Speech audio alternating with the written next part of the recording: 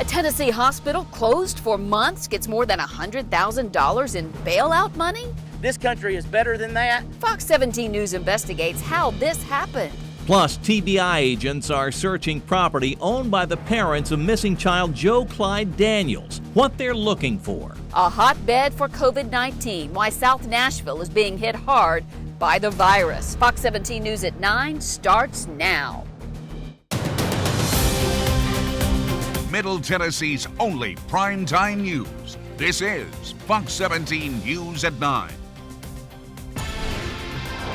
Tennessee is on a path forward tonight as restaurants and stores in 89 counties will be allowed to fully open tomorrow, and groups of 50 will be able to gather. And looking ahead to Monday, when Nashville's reopening will enter phase number 2. We'll break down exactly what that means in just a couple of minutes. Right now, though, Fox 17 News in a code red for weather tonight. Chief Meteorologist Katie Morgan tracking the potential for a few strong severe storms, and that's tomorrow, Katie?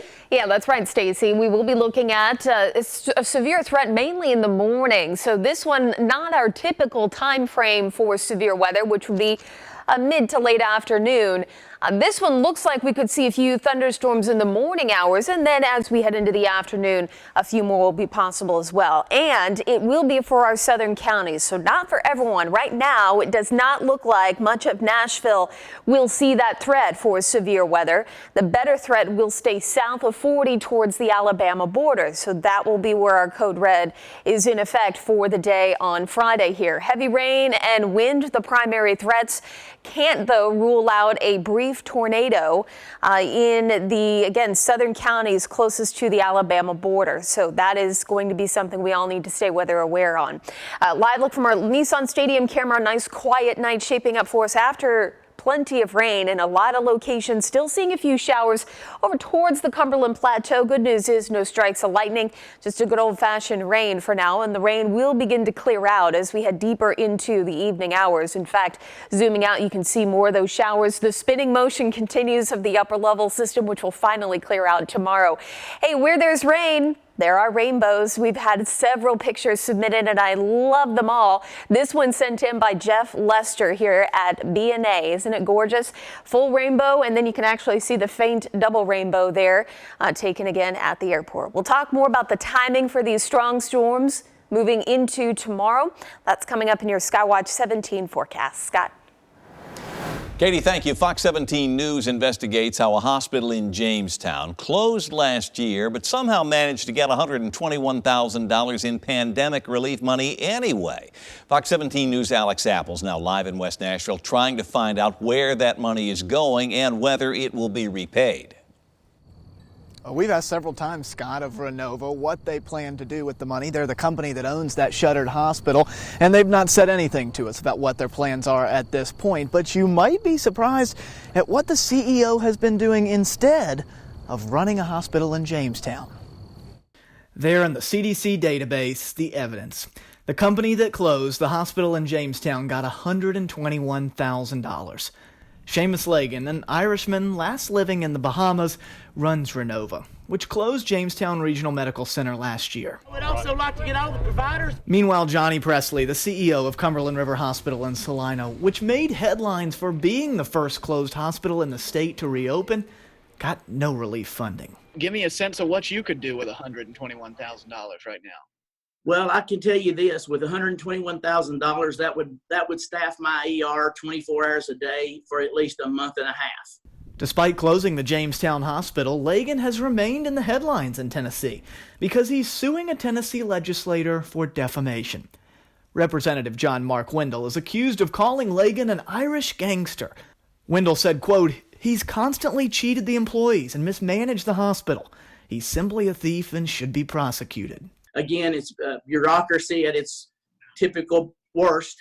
The guy should have been blacklisted where he shouldn't ever be able to receive any federal funding at all. We've made multiple attempts to contact Renova and the Federal Department of Health and Human Services, which gave the money for the Jamestown Hospital. I had a couple of questions about how that money was going to be used. If you could give me a call back, that would be great. Nothing proved fruitful. Right before Jamestown Regional Hospital closed, It had almost no supplies, stopped accepting ambulance patients, and foreshadowed the impending closure, which left locals with at least a half-hour to drive for emergency care. To me, it's unacceptable because this country is better than that. The Department of Health and Human Services has said in response to other media inquiries about this kind of thing that they were using some old Medicare data. They think that they've righted that now, but it could be one explanation for why a closed hospital was able to get relief funding. In West Nashville tonight, I'm Alex Abel, Fox 17 News. Thank you, Alex. Looking ahead to Monday now, when Nashville will officially begin its phase 2 of reopening. Now, in phase 2, restaurants and retail can open to 3/4 capacity. Hair, nail salons, and gyms can open at half capacity. And live music, it can start again with only 2 performers, though, on stage at a time. The president of the Nashville Musicians Association says although this has been a trying time, it's been an important lesson.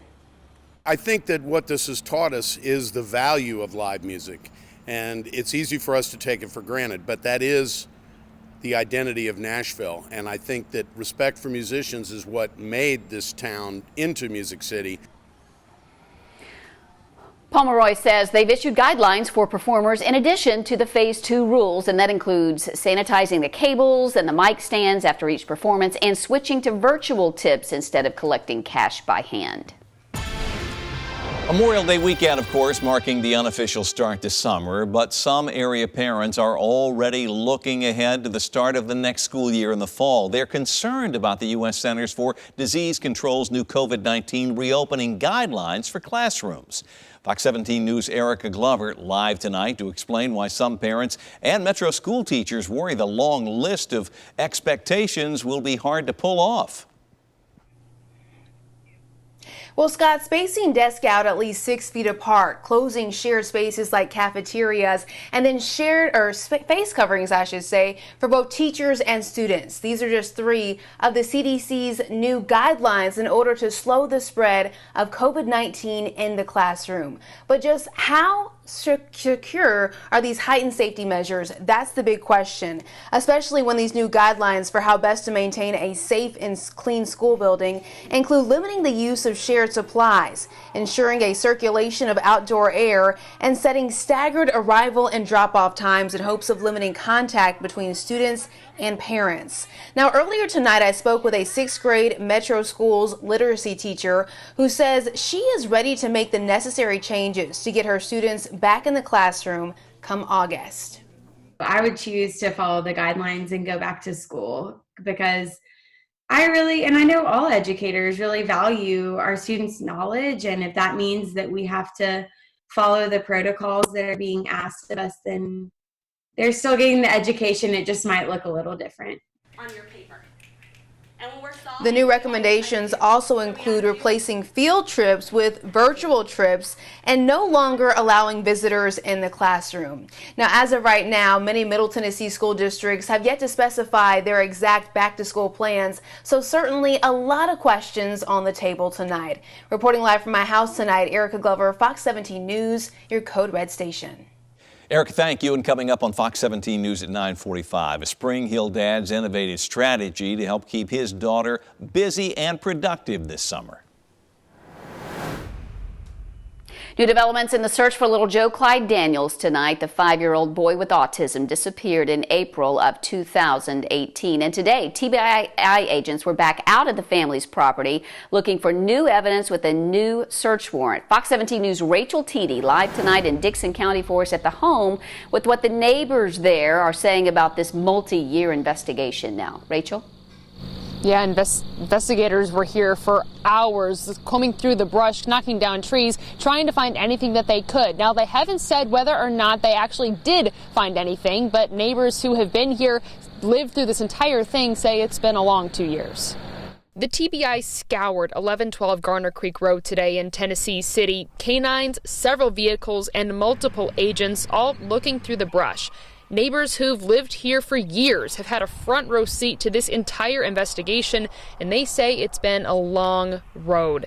Debbie Dotson lives right across the street. She says detectives stopped by a couple weeks ago, letting her know they'd be in the area. They made the point that even though you don't hear about it, they're still working on it. So I found that real comforting to know that. 2 years ago, the community really came together to help find Joe. His father is facing a murder charge. His mother accused of helping cover it up. But Joe's body still missing. Several neighbors said they didn't want to go on camera, but also said they want closure and hope it comes soon. One of the original searchers says looking at this search today, he hopes they find something. To be able to get some kind of closure to this, it wouldn't just mean closure for a small group of people. We're talking closure for an entire community, which is really what we need right now. It's frightening, even when I go to mow my pasture or something, I'm still looking for him. In March, there was new video that surfaced showing the home at night the same date that Joe disappeared. We're still working to find out whether or not that video was related to the search that happened today. If you want to see that footage, head to fox17.com, and that's where we will also bring you updates as well as here on air. For reporting live in Tennessee City, Rachel Teedy, Fox 17 News, your Code Red station. Coming up, walking you through Future Track, timing out the best time of day that we could see these thunderstorms roll through. It's in your Skywatch 17 forecast. Also ahead, an area of Davidson County hit especially hard by the coronavirus, the struggle facing South Nashville. Plus, businesses are asking customers, some of them, to wear masks to keep the employees safe. But what happens when the customers refuse? We break down your rights. City of Nashville unveils another COVID-19 heat map, and once again, South Nashville has the highest concentration of coronavirus cases. This area, of course, as many know, is known for a large immigrant population, some of whom do not speak English. Fox 17 News' Kathleen Jacob explains the challenge and what could change all that. South Nashville, a diverse area that's become home to people from all different backgrounds, rich with culture. But it's also been the spot with the highest concentration of COVID-19 cases, a clear indication that more resources are needed here. My dad always told me, people need you the most during difficult times. Amgad Solomon and Jan Farg are specifically working to help the Arabic-speaking community, بيسألك تحط الrouting number, who can't seem to get any information in their language. Unfortunately, there is nothing in Arabic for the Egyptian community that we have 30 to 50,000 people here in Nashville alone. And it's the same for people from other countries, not able to get information about testing, treatment, or unemployment in a language they understand. During this COVID-19 pandemic, people are worried about their jobs, and so many other things. So this is a great time to get back to the community and kind of help people. In the past couple of weeks, Metro paired with the Tennessee Immigrant and Refugee Rights Coalition to work on getting resources to these international groups. We tried to talk to someone from the city today about what progress they've made, but they did not get back to us. Now, people like Amgad and Jan are just hoping this catches someone's attention and slows the spread in immigrant communities. Another thing that we've been told is that a lot of people worry about getting tested because they fear that they'll be asked about their immigration status, but they do want to make it clear that you will not be asked about your immigration status in any Nashville testing sites. Live in South Nashville, Kathleen Jacob, Fox 17 News, your Code Red station. An update tonight, the Georgia Bureau of Investigation has now arrested the man who recorded the confrontation that led to the death of unarmed jogger Ahmaud Arbery in Georgia. Here's what we know right now. 50-year-old William Bryan faces felony murder and criminal attempt to commit false imprisonment charges. Agents are not saying what's behind his new arrest. Investigators say Bryan recorded the moment Gregory McMichael and his grown son Travis tracked Arbery down in their truck and shot him in the neighborhood. The two say they thought Arbery had been breaking into nearby homes. They also face murder charges themselves. Well, we're in our Skywatch 17 Code Red as we head into Friday, and we'll be tracking a few thunderstorms mainly in the morning hours as we head into tomorrow morning about 6, 7, 8 o'clock. You'll need to be weather aware, especially if you're south of 40 near the Alabama border. So you want to make sure you're tuning in tomorrow beginning at 4 a.m. Meteorologist Greg Bobus will be in for Justin, and he'll have the latest on what's going on the radar. Right now, a quiet picture from our Metro Center camera. We've had a pretty busy afternoon. home with showers and a few thunderstorms too. Tomorrow, our code red again highlighting those counties most likely to see a severe thunderstorm. And I will say too, the chance is small to begin with. We're not expecting widespread severe weather, but it is enough of a risk that we need to go ahead and move into our code red alert just to keep you all aware. When to stay aware between 6 a.m. and about 4 p.m. Could find a few thunderstorms even in the afternoon. All of this because of a warm front coming through tomorrow. It'll produce some isolated thunderstorms. Again, south of 40, wind the main concern, but can't completely rule out a spin-up tornado, especially along that frontal boundary. Sometimes we can get a little rotation along that front, and that's where we would have the possibility of a tornado warning. Be prepared now. Make sure you've got the Skywatch 17 weather app on your phone ready to go. Make sure you have your weather radio on, ready to go as well, and just stay weather aware. And we're talking about an early morning time frame here, so if you don't get up early, make sure you have these things in place to keep you aware through the early morning hours. Let's walk you through tonight into early Friday. Looking at a mostly cloudy sky to start. Here come those showers and storms. Watch what happens as we head after 6 a.m. Showers begin to develop and really explode along that front. And the way that they're shaped even almost gives away where the model is expecting the front to be. Notice where it is lining up like this right along the border. So that would be where the warm front is. As we head deeper into the morning, by 10 a.m. you can see a cluster of showers and thunderstorms pushing east.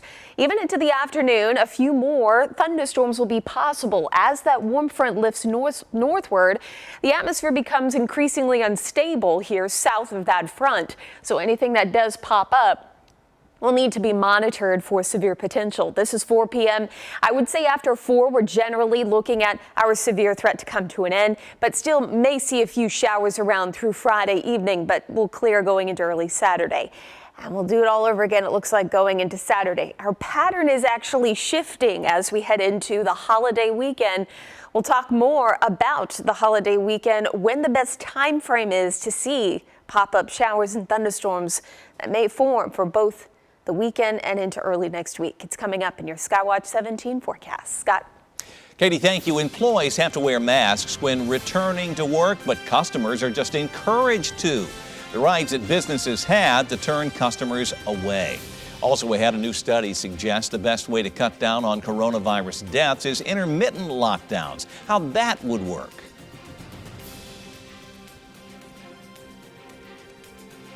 And live NASCAR racing coming up on Sunday. Don't miss the Coca-Cola 600 at the Charlotte Motor Speedway. Our coverage starts at 4:30. The race begins at 5.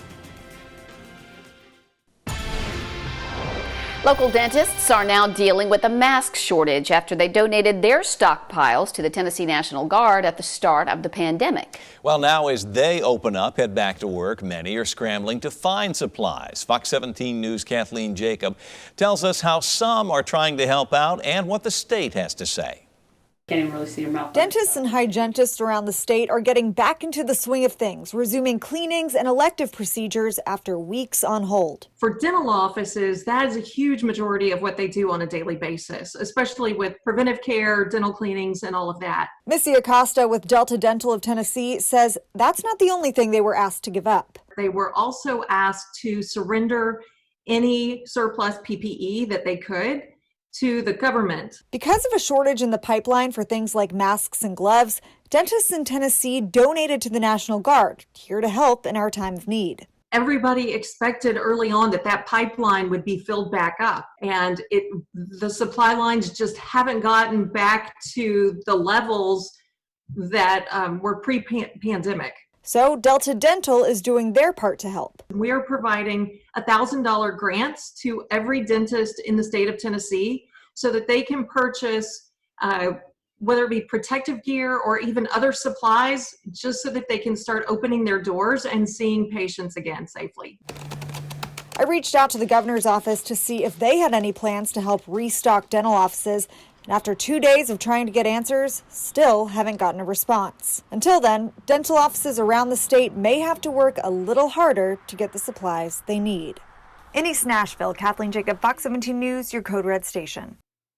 Ms. Acosta says as the shortage drags on, it is getting a little better. She says prices are starting to come down on supplies, but that they still have a long way to go.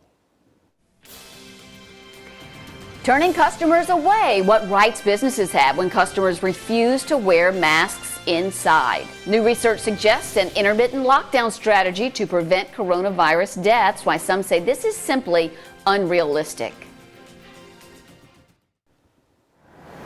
Sparking debate whether Tennessee businesses can turn away customers who refuse to wear a face mask because of the pandemic. Fox 17 News' A.J. Abel getting answers tonight from the experts on your rights. Well, recently a video went viral of a Costco customer getting kicked out of the store for not wearing a mask despite the business's mandatory mask policy, and that's adding to the debate of whether stores can do this. Well, UAL is just one Nashville store that also requires customers to wear masks. Otherwise, you can't go in. The shop reopened last Monday, and the manager says they're just trying to make sure everybody is safe, and masks are one way to do that. And she says most of the feedback has been positive. So we'll have a stray customer here and there, but overall customers have been so kind and, understanding of the whole situation, and they're really just looking to make sure that businesses like ours survive in this pandemic. But are businesses allowed to do this? In a free country, can they turn you away for not wearing a mask? The Metro Health Department says, of course, businesses have always been allowed to set basic rules. And this one is no different than the very common no shoes, no shirt, no service rule, except this one is being done specifically for public health. Now, businesses where employees interact with customers, those people are required to wear masks. And though it's not a requirement for everybody to have one on anytime you go outside and go out in public, both Mayor Cooper and the Metro Health Department encourage people to do it. In Nashville, A.J. Abel, Fox 17 News, your Code Red station. A.J., thank you. Good information. And we're sending out some more information regarding this story and your rights to your phones right now. To get those messages, be sure to download the free Fox 17 News app and allow notifications.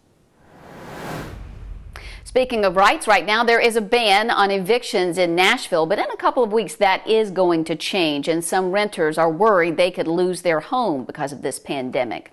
Mayor John Cooper considering ways to distribute $121 million in federal aid. The Equity Alliance, a group that's been helping those impacted by the tornado and the pandemic, says money should go to families with increased bills, help for funeral costs, and renters facing immediate eviction. Your bills never stop coming. Your taxes, your insurance, your mortgage, your HOA, they never stop coming. You don't want to threaten eviction because you're understanding and you're compassionate. Right now, the mayor is only taking recommendations before deciding where the money should go. Metro Schools is now offering virtual summer help and will continue its meals program. So children 18 and under will now be able to pick up meals at 16 different locations and 40 bus stops across the county. For more information about these programs and locations, go to fox17.com. Katie, another mixed bag today. Yeah, it really has just kind of been a rinse and repeat type of weather pattern. The good news and kind of bad news is tomorrow we will see the beginning of a shift here. The one weather pattern that we have will be gone, but we're really not going to get rid of our storm chances.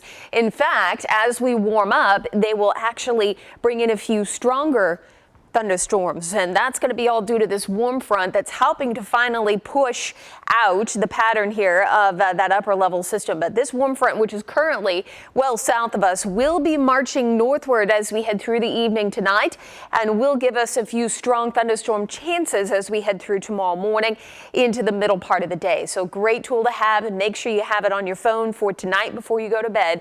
Skywatch 17 weather app will send you those alerts when there is severe weather moving in. You can also tune in with meteorologist Greg Bobas here. He'll be in for Justin tomorrow morning, beginning at 4 a.m. all the way through 9:30. We'll talk more about the Memorial Weekend holiday and the time frame that you could find some thunderstorms popping up. It's in your Skywatch 17 forecast. Stacy.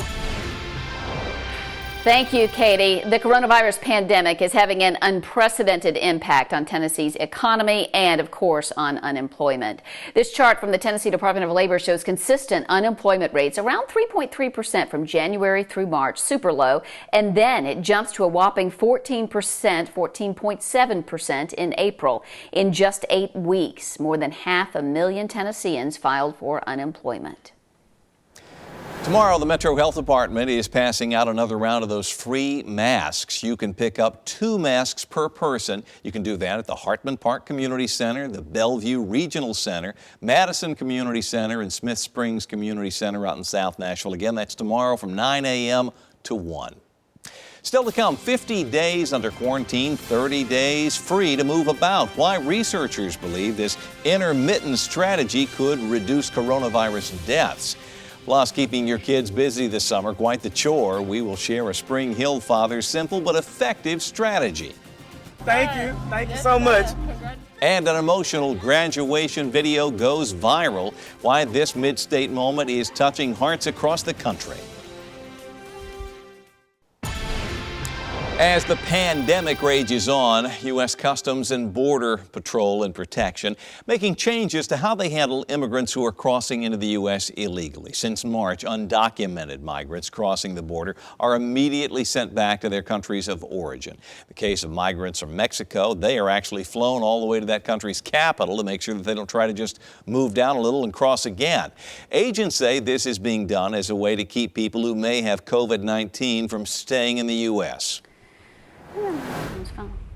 New study tonight sparking some debate. It suggests intermittent lockdowns, then followed by periods of eased restrictions during the pandemic. Researchers at the University of Cambridge say a 50 days on, 30 days off strategy would cut down the number of coronavirus deaths. Under this plan, everyone would have to stay home for 50 days, and then everything can reopen for 30 days, and the cycle would go on like that for 18 months. Many business owners say this simply would not work.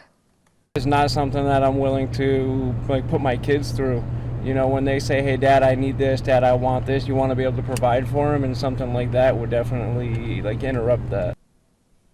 On top of business concerns, some doctors caution this is just a hypothesis and there's little evidence it could actually even work.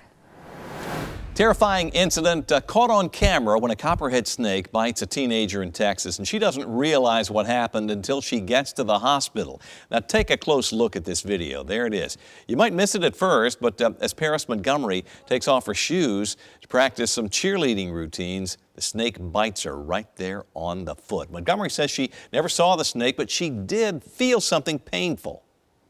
I was trying to just walk it off, and then I started limping to my mom, and it started swelling up and getting worse, and then I couldn't even touch it, so it just got worse really quick. Scary. An ambulance rushed Montgomery to the hospital. Doctors gave her 4 doses of anti-venom. She says she certainly plans to be more aware about her surroundings from now on. I guess so. Trending now, an emotional video of a Nashville student's drive-through graduation is going viral and really touching the hearts of millions of people. Miss Gleason, I graduated! Miss Gleason! Miss Gleason, I got it! I love you too, I got it! Oh, that is just precious. Tears running down Dontrell Spencer's eyes during his drive-through graduation from Pearl Cone High School this week. Dontrell is part of Gideon's Army, a local activist organization designed to help youth. Founder Rashidat Fatuga took this video. It's been viewed more than 3 million times. I love that too. Mid-state father sharing his plan to keep the kids occupied this summer. His simple solution. Plus, beaches are open to crowds this Memorial Day weekend, but veteran cemeteries aren't. The congressman trying to change that. And the Jeopardy Teachers Tournament. It's fun every year and it's back. 15 teachers, including a local man, Sam Matson from Cookeville, competing for $100,000 in cash. Watch the Jeopardy Teachers Tournament starting Monday, 3:30, right here on Fox 17. The path forward tonight has some parents anxious. School is now out. Summer camps are canceled. At Fox 17 News, many of us are parents, and we've been searching for solutions for you. Tonight, how a Spring Hill dad is finding summer structure that can keep you sane. Amanda Gibson doesn't like the pandemic so much. It's pretty boring, but I'm getting through it, I guess. But this Spring Hill middle schooler does like what it's taught her. During the shutdown, she's earned enough money doing chores around her Spring Hill home to redecorate her bedroom. I've been spending it on my new bedroom suit. Structure during the pandemic is hard for parents. I know that she probably wants to sleep all day, but she has to look at what her daily chores are and say, okay, if I want to do my stuff, I've got to get this stuff done. And all of the accountability is right here on the free Busy Kid app. 50,000 parents downloaded it just last month during the pandemic. Greg Merced, a financial planner, invented it. He has 6 kids, by the way. I had to. I have too many kids. I had to do something to get them out of the house eventually. So if you take those two things, dad and a certified financial planner, put it in a blender, this is what you get. A chore tracker, money management, sanity saving app for parents and kids. She wanted to start mowing the yard. And we were like, hey, we're okay with that. You feel smarter in a different kind of way? Yeah. In an independent, productive sort of way. Every time I do a chore, I just mark it off on the app, and it will show how much money I will make from it. And then about a week or two, I'll get the money on my card. Having a 12-year-old redo her room, paint it, buy everything in there herself. I know at 12, I wasn't doing that. And mow the grass. And mow the grass, that's right. So I think this is, not only life skills, but, I think she's going to be ready for anything. She will be. Another neat thing, this app divides the child's money between saving, spending, and giving. And Amanda, by the way, did recently give a portion of her money to a Tennessee charity.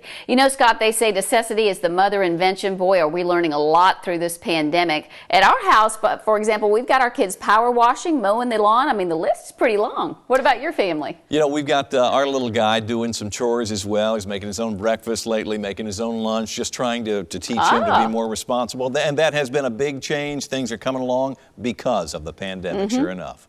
All right. Well, frustration over reopening standards tonight as a congressman in Florida is fighting to allow our veteran cemeteries to be open on Memorial Day. The Veterans Administration has ordered COVID-19 restrictions to continue at all of these sites, and that means no public ceremonies honoring the men and women who made the ultimate sacrifice wearing our nation's uniform. Veterans say Memorial Day is their opportunity to honor lost friends and fellow service members, and this decision is upsetting. And if it's safe enough to be in a home repair store or in a grocery store or on a beach, then it's safe enough for us to come together and remember those that died. This Memorial Day, the VA will hold private ceremonies and will stream some of them online.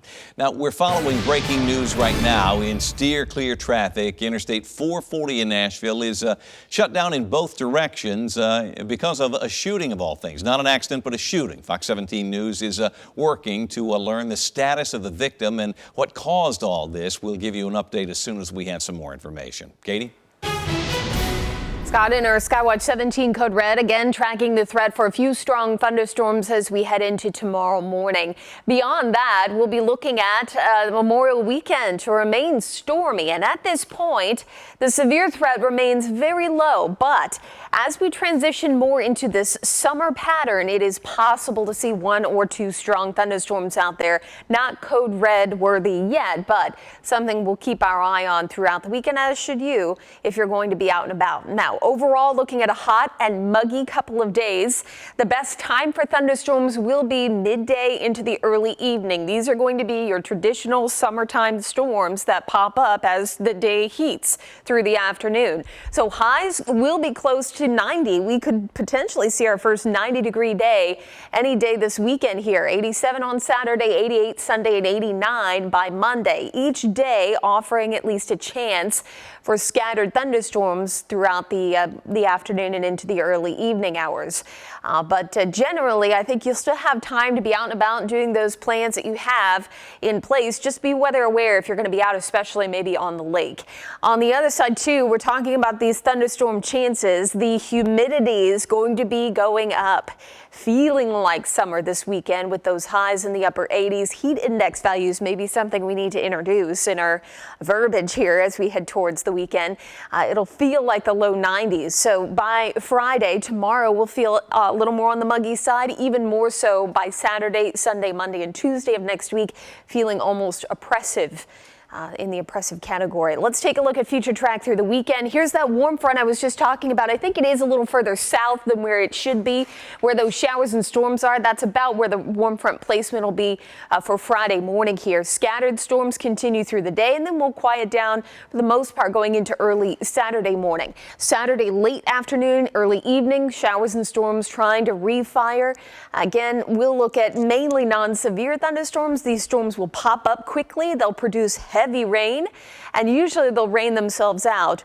It's possible every now and then to get a rogue strong thunderstorm out of these types of storms. So again, just make sure that you're staying weather aware. Through Sunday morning into the afternoon, we'll continue to see those showers around off and on, and into Monday, same story here as we continue to see this very summer-like pattern, which looks to be around for a lot of next week. Highs tomorrow, right around 80 here in Nashville, otherwise upper 70s. We take a look at that 7-day forecast.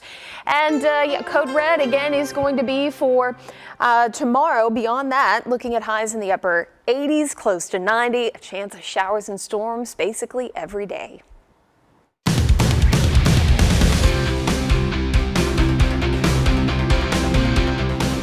I'm joined tonight on Fox 17 Sports by Candace Story-Lee, the Vice Chancellor for Athletics, the new Athletic Director for Vanderbilt University. And Candace, this has to be a dream job for you. Vanderbilt has meant a lot to me, and we spent formative years here as a student athlete, and then having the opportunity to be a part of the staff and to learn and grow with some amazing people and colleagues and peers. It's been wonderful. You are creating some history here. First female athletic director of the entire program in the SEC, and first female African American to be an SEC athletic director.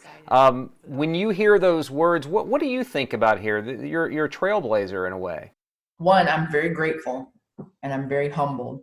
I also know that there are some amazing people, right? Other women, other people of color, other folks that are like me who are tremendously talented and perhaps just haven't been given the opportunity. Where do you see the program going under your direction?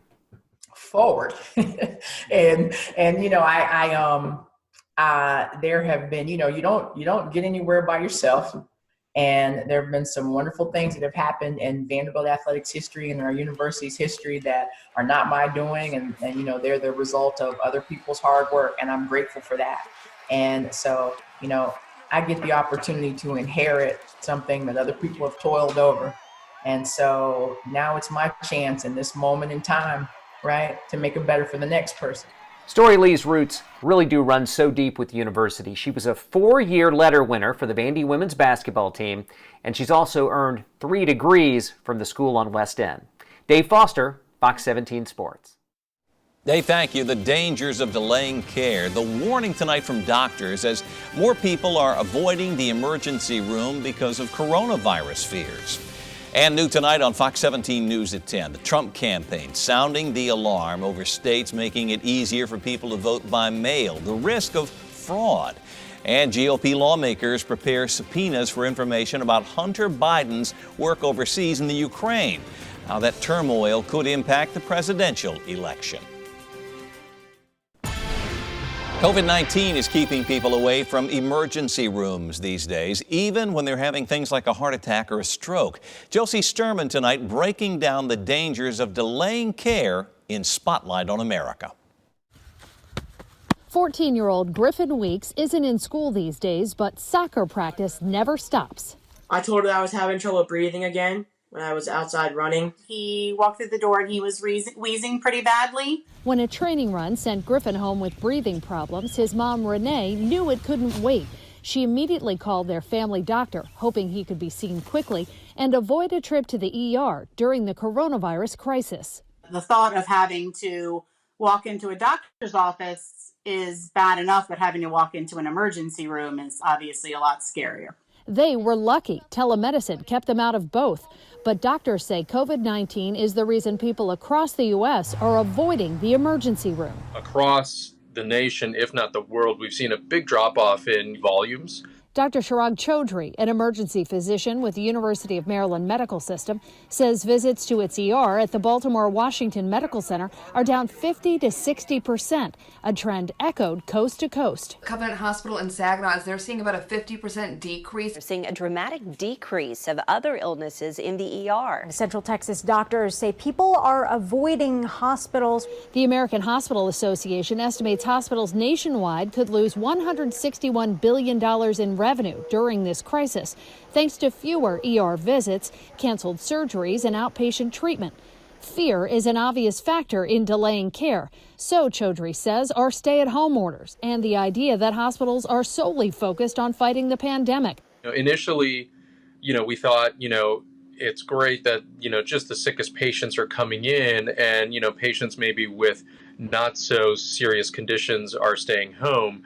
But we quickly found that wasn't the case. Instead, people with heart attacks, strokes, and other life-threatening conditions are staying home, with Chaudhry seeing some patients waiting days to come in, risking their lives by letting conditions progress in a way they never would have considered before coronavirus. At that point, there's really not a lot that can be done to reverse the damage that's happened. I think we see a lot more morbidity down the road from patients potentially delaying really serious conditions. A dangerous consequence of this pandemic, the doctors say can and should be prevented. What will be the difference maker to get people back into the hospital? Hospitals across the country have taken precautions, they've changed their policies and their protocols so that we're able to care safely for all patients that come to the emergency department. The emergency room now more than ever is the safety net for the country. Despite their COVID concerns, the Weeks family knows that too, as they keep an eye on their soccer goalie in training and his lungs. Had I had to have taken him to the emergency room, I certainly would have. I would not have delayed it for myself or anybody else in my family. If we have to go, we're going to go. I'm Josie Sturman for Spotlight on America. You're watching Fox 17 News at 10. We began with breaking news in South Nashville. Right now, Interstate 440 near the junction of Interstate 24 is shut down in both directions. No cars moving after there are reports Metro Police are investigating of shots being fired. Police not releasing much information beyond that right now, but as you can see from the traffic camera, there is quite a few blue lights in this area. Fox 17 News is working to gather more information about what prompted that shooting. We'll give you an update when we learn more. Fox 17 News begins in a code red at 10 o'clock, and that is for the potential of some severe storms moving into this holiday weekend. Been that kind of week. Our chief meteorologist, Katie Morgan, with the latest on the threats that we're facing. Yeah, Scott and Stacy, this will be a level 1 out of 5. It's a small threat, but nonetheless, it is a threat. It is there, and will be for folks south of I-40. Timing a little different here in the morning and into the middle of the afternoon. And threats mainly look to be wind, the possibility of a brief spin-up tornado as well. This is our severe weather outlook. Again, a level 1 out of 5 for folks south of 40, Tullahoma, Lawrenceburg, Columbia. I'd even include Murfreesboro here to Crossville. That's going to be the best area for a stray strong thunderstorm through tomorrow morning into the late morning and then into the afternoon. Again, I mentioned heavy rain, wind. The possibility of a spin-up tornado is there. It's not our main concern, but nonetheless, with this warm front coming in, it can often produce a little bit more spin in the atmosphere that could trigger a tornado warning. A live look from our Nissan Stadium camera now. Everything pretty quiet here. We've been looking at a few showers. They will gradually clear as we head later into the evening tonight. And finally, we are starting to see a pattern change. After days of the swirling motion of this upper level low, it is finally getting out of town. So that's the good news as we head into the weekend. The unfortunate thing is we're going to keep those storm chances around. We'll talk more about the holiday weekend upon us out in your Skywatch 17 forecast. Stacy. Thank you, Katie. Well, neighbors who have watched the search for little Joe Clyde Daniels for a couple of years now and participated in that search say they hope the investigation comes to a close very soon. But today, TBI agents were back out at the house where the 5-year-old boy with autism disappeared 2 years ago. Fox 17 News' Rachel Teedy in Dixon County now with the very latest for us. Rachel? Canines, several vehicles, and multiple agents out here searching this property today. Now, the TBI has not told us if they found anything today, but neighbors say they had a front row seat to this for 2 years and they want to find answers. Joe was 5 years old when he went missing, his father facing a murder charge. Joe's body has not been found. That's hard for neighbor Debbie, who says her home hasn't felt the same since he went missing. It changed my world, really. This has always been a very peaceful, quiet. That's why I've stayed here this long. So, don't feel the same way. Other neighbors didn't want to go on camera, but say the community just wants some answers. Now, of course, we will continue to ask the TBI for updates, and we'll bring those to you here on Fox 17. From now reporting in Tennessee City, Rachel Teedy, Fox 17 News, your Code Red station. Fox 17 News investigates how Renova Healthcare got $121,000 in federal stimulus money for the Jamestown hospital it closed last year. Fox 17 News' Alex Apple's live in West Nashville trying to find out where that money's going and whether it can be repaid or will be. Well, we've made several attempts to contact Renova to ask those very questions, but so far, we've not heard anything from them. They're the operator of the hospital in Jamestown, the ones that closed it. What might surprise you, though, is what their CEO has been up to in Tennessee other than running that hospital in Jamestown. Here, right in the CDC data, you'll see it on your screen, is the proof. They received $121,000 in coronavirus relief funding.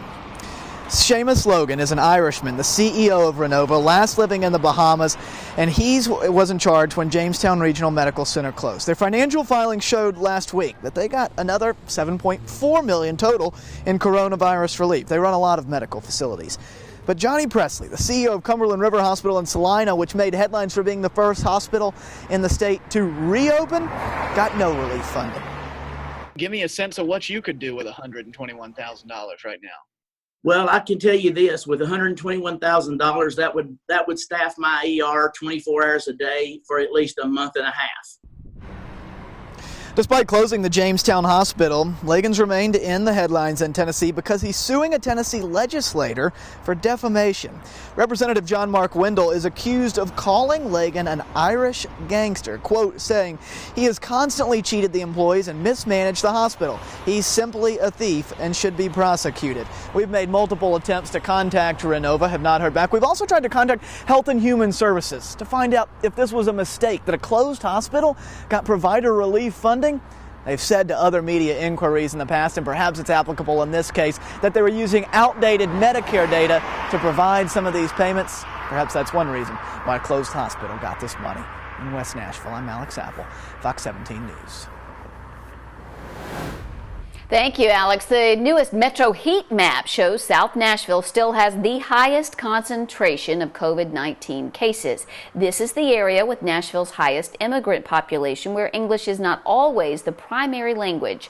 Fox 17 News' Kathleen Jacob live there tonight in South Nashville to tell us what they are asking for. Kathleen? Yeah, so imagine being able or trying to navigate this crisis and not even being able to find any information in the language that you speak. That's what's happening to a lot of the people who live in this area. That's what they're dealing with, and possibly why they're seeing more cases. I spoke with two men who actually started a group to help translate for the Arabic-speaking population because there's just not information about testing, treatment, any of that in their language. The state websites, the unemployment website, it's all in English. There's nothing in Arabic. You know, we are voicing that we need stuff in Arabic for our community. It's the same for many people from other countries. The city partnered with the Tennessee Immigrant and Refugee Rights Coalition to try and get resources to the international populations a few weeks ago. We reached out to see if we can get an interview about what sort of progress they've made, and we were not granted that interview tonight. Live in South Nashville, Kathleen Jacob, Fox 17 News, your Code Red station. New tonight, the U.S. Centers for Disease Control and Prevention sharing COVID-19 reopening guidelines for school classrooms. And now some parents in our area worry the long list of expectations will be very hard to pull off. Fox 17 News' Erica Glover live after speaking with one Metro school teacher who says she is eager to adapt. Well, Scott, many Middle Tennessee school districts have yet to announce their back-to-school plans, but some of the CDC's strategies for slowing the spread of COVID-19 in the classroom include spacing desks out at least 6 feet apart, closing shared spaces like cafeterias, face coverings worn by both staff and students, and limiting the use of shared supplies. Now, earlier tonight, I spoke with a 6th grade Metro Schools literacy teacher who says she is ready to make the necessary changes to get her students back in the classroom come August. I think it's going to take a lot of intentionality on educators' parts, just really paying attention to what those expectations are. I think that that's kind of also what we're used to doing, is really thinking about what our students need. Another suggestion is setting staggered arrival and drop-off times in hopes of limiting contact between students and parents. They're also saying, hey, why don't we switch over to virtual field trips instead of physical ones? That's a good idea. And then saying no more visitors inside of the classroom. Reporting live from my house tonight, Erica Glover, Fox 17 News, your Code Red station. Okay, thank you, Erica. Sparking debate tonight. Can a business ask you to leave if you refuse to wear a mask? And it's their policy. Consumer and business rights are a hot button issue across the country and here in Tennessee. Managers of one mid-state shop say they require masks and have only heard positive things about their choice. We just believe it's in the best safety of our employees and the customer to try to minimize the contact that we have with everybody. Even if we are going to be out and about and shopping, we're going to try to do it in the safest way possible. Metro Health Department tells Fox 17 News businesses can absolutely require you to wear a mask. They say think of it as a no shoes, no shirt, no service policy. A new warning tonight from the Centers for Disease Control as President Trump faces scrutiny during a trip to Michigan. And still tracking a few showers this evening. We've got more coming in for tomorrow morning. The latest on our timing in your Skywatch 17 forecast. We continue to follow breaking news out of South Nashville tonight. Fox 17 News has just learned that I-440 near Interstate 24 will remain shut down in both directions until at least 2 a.m. This is a live look at the scene right now from one of our T-Dot SmartWay cameras. Metro Police are working a reported shooting incident here. They aren't releasing much other information, but as you can see, it's still a very active scene, and there are some vehicles that are trapped in that area. Fox 17 News now working to gather more information about what happened, and we will bring you an update both on air and online as we learn more. 2.4 million Americans filed unemployment claims this week, pushing the total to almost 39 million in 9 weeks. The economy still top of mind for the president today as he makes a visit to Michigan. Sinclair's chief political correspondent Scott Thuman now shows us how that trip ended in controversy. Anything unique about this? Touring a Ford auto factory that switched gears to make protective equipment, President Trump showed off his own. Here's my mask right here. And I liked it very much. Honestly, I think I look better in the mask. Asked why he wasn't wearing it at this point in his visit. I had one on before. I wore one in this back area, but I didn't want to give the press the pleasure of seeing it. Ford's CEO on the president's decision. It's up to him. Not far away, also in Michigan, the state's governor taking a COVID test for the first time at a new drive-through site. Not bad. Around the country, especially on this Memorial Day weekend where parks and beaches may see their first large crowds, Americans are still considering how to safely socialize and what precautions they each must take. Are masks needed at a backyard barbecue? If you've got loud friends, yes. Again, if you can maintain the distance while you're outside, you are fine without masks unless you're in an area that is a bit of a hot spot at the moment. Have them with you. Also new tonight, the CDC's director cautioned that Americans should be, quote, as over-prepared as possible for a potential second wave of both infections and lockdowns. In Washington, I'm Scott Thuman. The U.S. Navy is considered one of the most powerful in the world, but a pair of tragedies has now created some new questions about readiness and training. In 2017, 7 sailors died when the USS Fitzgerald collided with a tanker ship. A few weeks later, another Navy destroyer crashed into an oil tanker off of Singapore, killing 10 others. The incidents led to criticism of the Navy and prompted a review of the entire fleet. A Full Measure investigation Sunday on Full Measure with Cheryl Atkinson on Fox 17. New tonight, the presidential campaign inching forward. At this time, both parties still uncertain about the size and scope of their conventions. Sinclair's James Rosen tonight shows us one issue that is emerging as a potential line of attack for both parties. Get ready for all the president's kin. The yeas are 8, the nays are 6, and the motion is agreed to.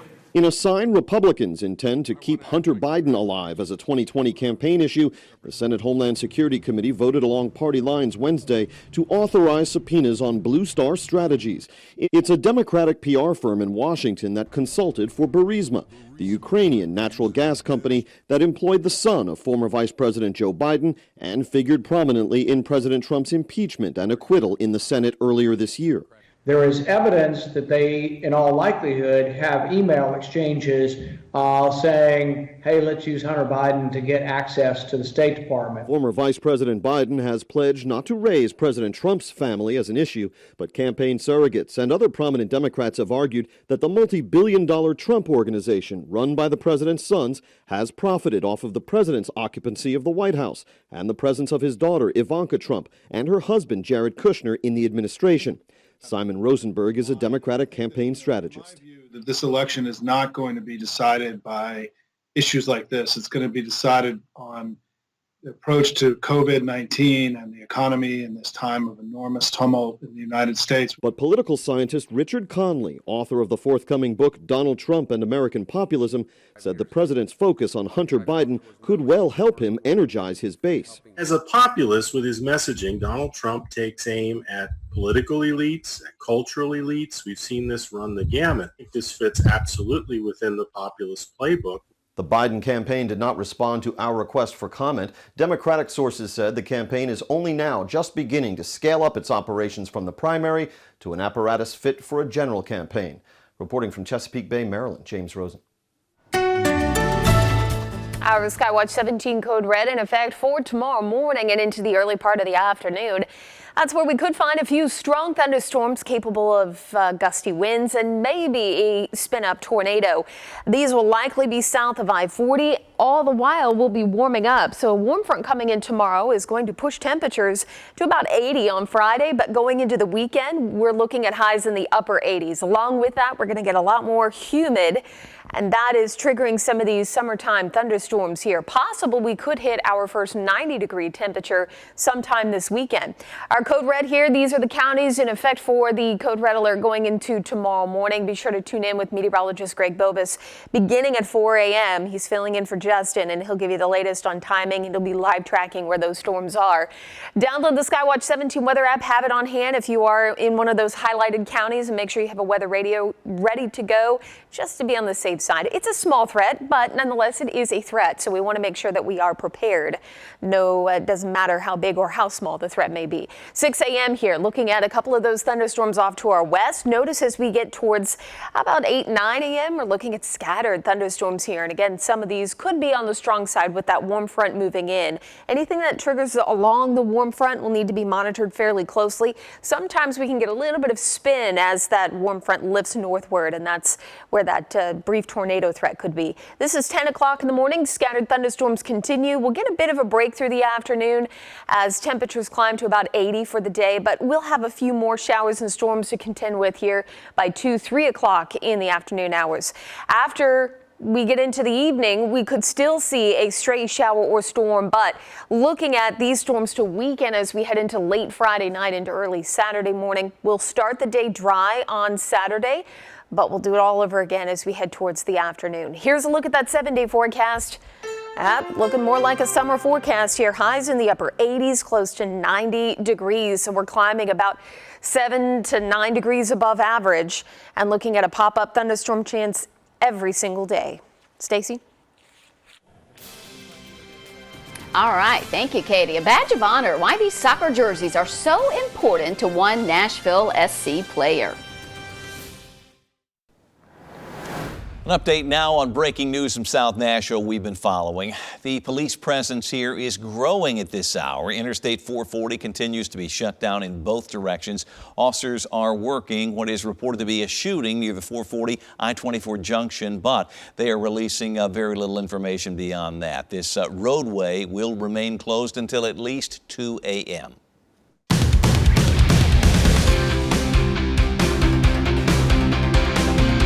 Welcome into Fox 17 Sports. I'm Tatum Everett. It's MLS Jersey Week, a 7-day-long celebration for one of soccer fans' most prized possessions. I spoke to Nashville SC captain Dax McCarty, who's built up quite a collection of his own during his 15-year professional career. He told me if you're a fan of the game, jerseys are just a part of it. Keeping them and collecting them and having them with me throughout my life is something that I'm going to take very seriously, and I know my wife will call me a hoarder. McCarty prefers to see his jersey collection differently than his wife. You get to take those memories with you, but also a little token you can show your kids one day, hey, look at who your dad stepped on the field with. One look at McCarty's jersey haul and you can tell he's had a successful career. Swapping with opponents is part of the game, and for McCarty, always comes organically.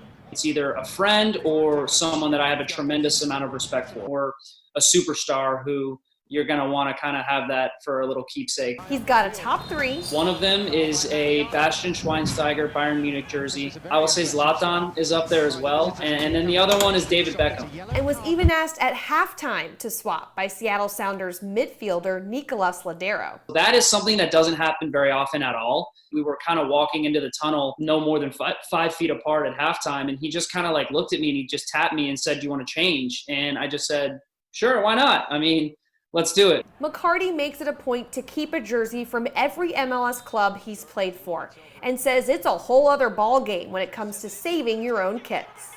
I've been lucky enough to have some really great experiences, and I've kept a few national team jerseys, a couple of jerseys from the Olympics. And then the other one I would say that's really, really special to me is from World Cup qualifying with the U.S. national team. It was the only time I got on the field in a World Cup qualifier, so that one's very special as well.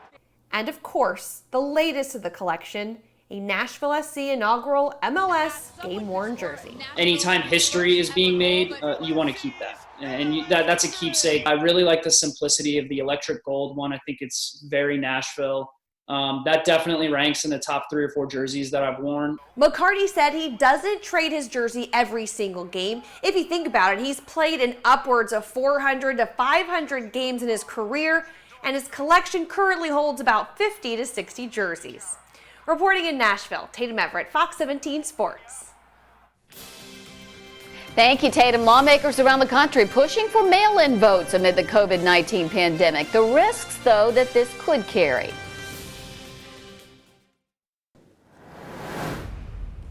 Fox 17 News with a brand new live look at the I-440 area near Interstate 24, where Metro Police are investigating a reported shooting incident. You can see a massive police response now as the I-440 highway is shut down in both directions. We do know this road is said to be remaining closed until at least 2 a.m. We will provide updates for you online overnight at fox17.com and another report for you on Fox 17 News this morning beginning at 4 a.m. President Trump visits Michigan today, where he has been sparring with the Democratic leadership there since the pandemic. Most recently, the back and forth is over mail-in voting, and as Sinclair's Atra Al-Nashar reports, it is a political debate that is brewing across the country. Mail-in ballots are very dangerous. There's tremendous fraud involved. President Trump making bold claims against a growing trend of state leaders making it easier to cast a ballot by mail, which the president has done himself while in office. We want to make certain that the democratic process is protected. Before visiting Michigan Thursday, President Trump threatened to pull federal funding for the state as its Democratic Secretary of State sends absentee voter applications to the more than 7 million registered Michigan voters. The Trump campaign calling it a plot by Democrats using the pandemic to distort the election. With an eye towards their objective, which is denying people the right to be able to show up in person. States led by Republicans are also making it easier for people to vote by mail, like Iowa, Georgia, and West Virginia. This while more than half the states already allow for people to vote by mail without giving a reason, including Michigan, where voters passed no excuse absentee voting in 2018.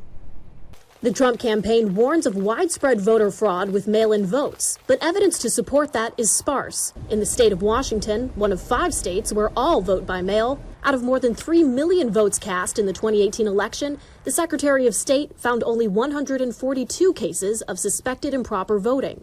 The by mail system is secure, verified by a voter's signature. So really, as we know, the data shows voter fraud is infinitesimal. One thing Democrats and Republicans do agree on is the safety of voters must be protected. But if we learn anything from the Wisconsin presidential primary, it's that during the course of this crisis, when people have to vote in person, they become ill. Nobody wants to be reckless in the process. Certainly that's foremost in President Trump's mind, is making sure that, in fact, we protect Americans. With the general election just over 5 months away, state leaders are grappling with the pros and cons of changing how people can vote and if they have the infrastructure to do it efficiently. In Washington, I'm Atrell Nishar reporting. That's our time for now. Thanks for being with us. Stay weather aware. Nasty weather tomorrow morning and afternoon. A Memorial Day unlike any other. How we're honoring and remembering those who died for our country amid this pandemic. And Music City taking another financial hit on what's usually a major travel weekend. We're going to suffer hard. How Nashville is ever going to recover. Plus, a watchdog group says Metro's 32% property tax increase will do nothing to help the city in the long term. The other solutions being proposed. Fox 17 News at 9 starts now. Middle Tennessee's only primetime news. This is Fox 17 News at 9. Tonight, a grim picture of just how significantly Nashville has suffered from the coronavirus pandemic. This new research coming from Harvard University. It shows the large tourism sector of the local economy is all but gone. And Fox 17 News' Alex Apple looks at what light crowds around town this Memorial Day actually mean for our city. Alex.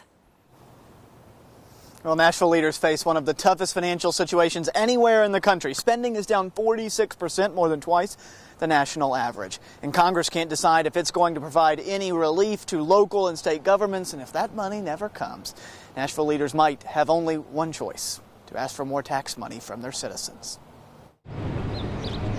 If nothing else, a global pandemic has taught us an appreciation for good weather. It's a beautiful sight to see out here, but the COVID stuff had people just cautious. Busy parks. I love it down here, man. A sign of growing confidence that leaving home is safe. A Broadway that's still a shadow of itself, indicative of progress coming slowly. Mayor John Cooper says the city is hundreds of millions of dollars short of the money it needs. 1.5 million airline travelers came to the airport in March of 2019. 1 year later, just half that. Restaurants are mostly reopened, but they're hanging on with thin margins or no profit at all. Andy Marshall owns 9 restaurants total. The highest ones are hitting about 70 to 60% of their normal volume, which has been surprising.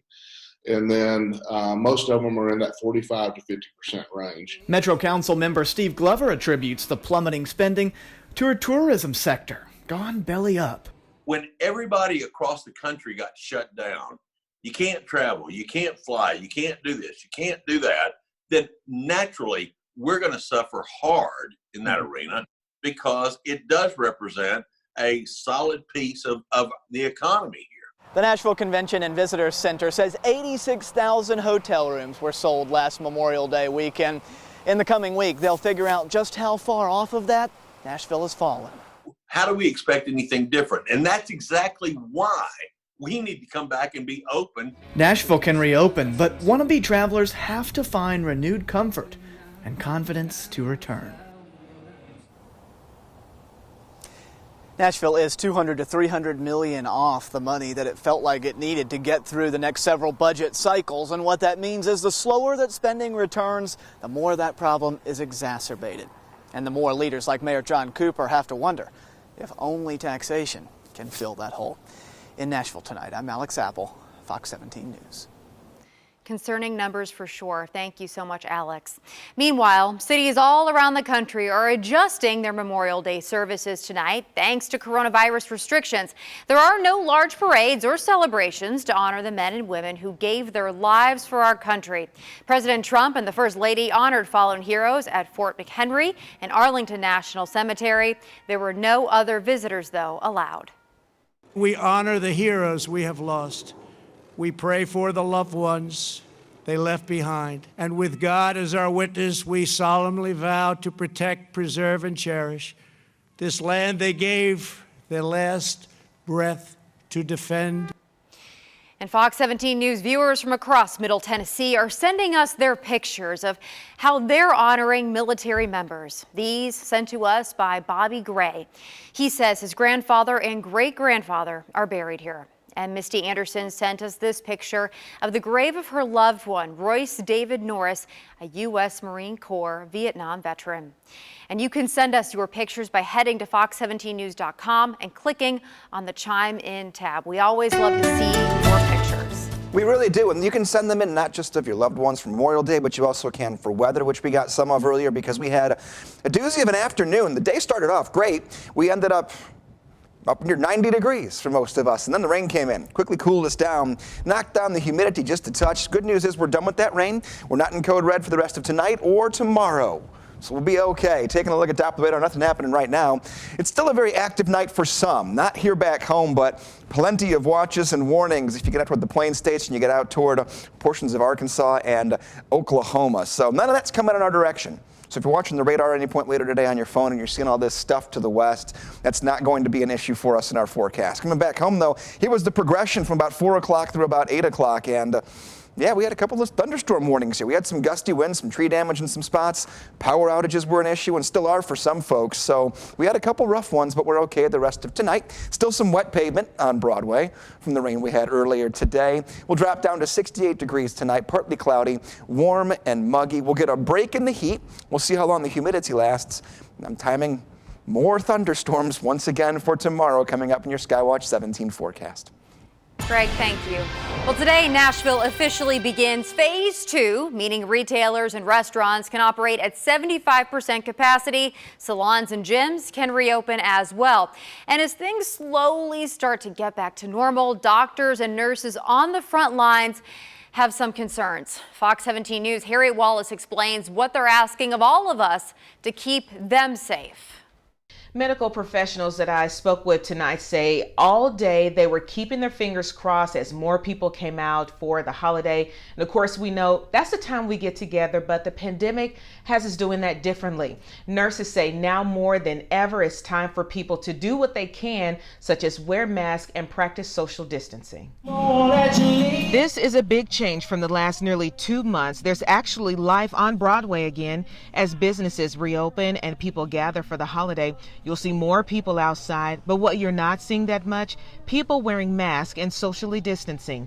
Medical leaders in our area have said for some time, not doing so will put us at risk of catching the deadly disease. Throughout the weekend, people have gathered in social spots like downtown or at the lake.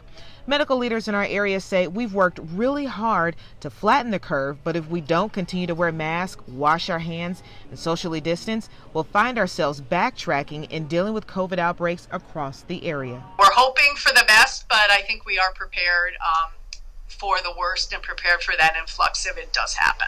Dr. Alex Jahangir, head of the Metro Coronavirus Task Force, says hospital capacity is low and stable, so we are prepared to handle more cases as they come in.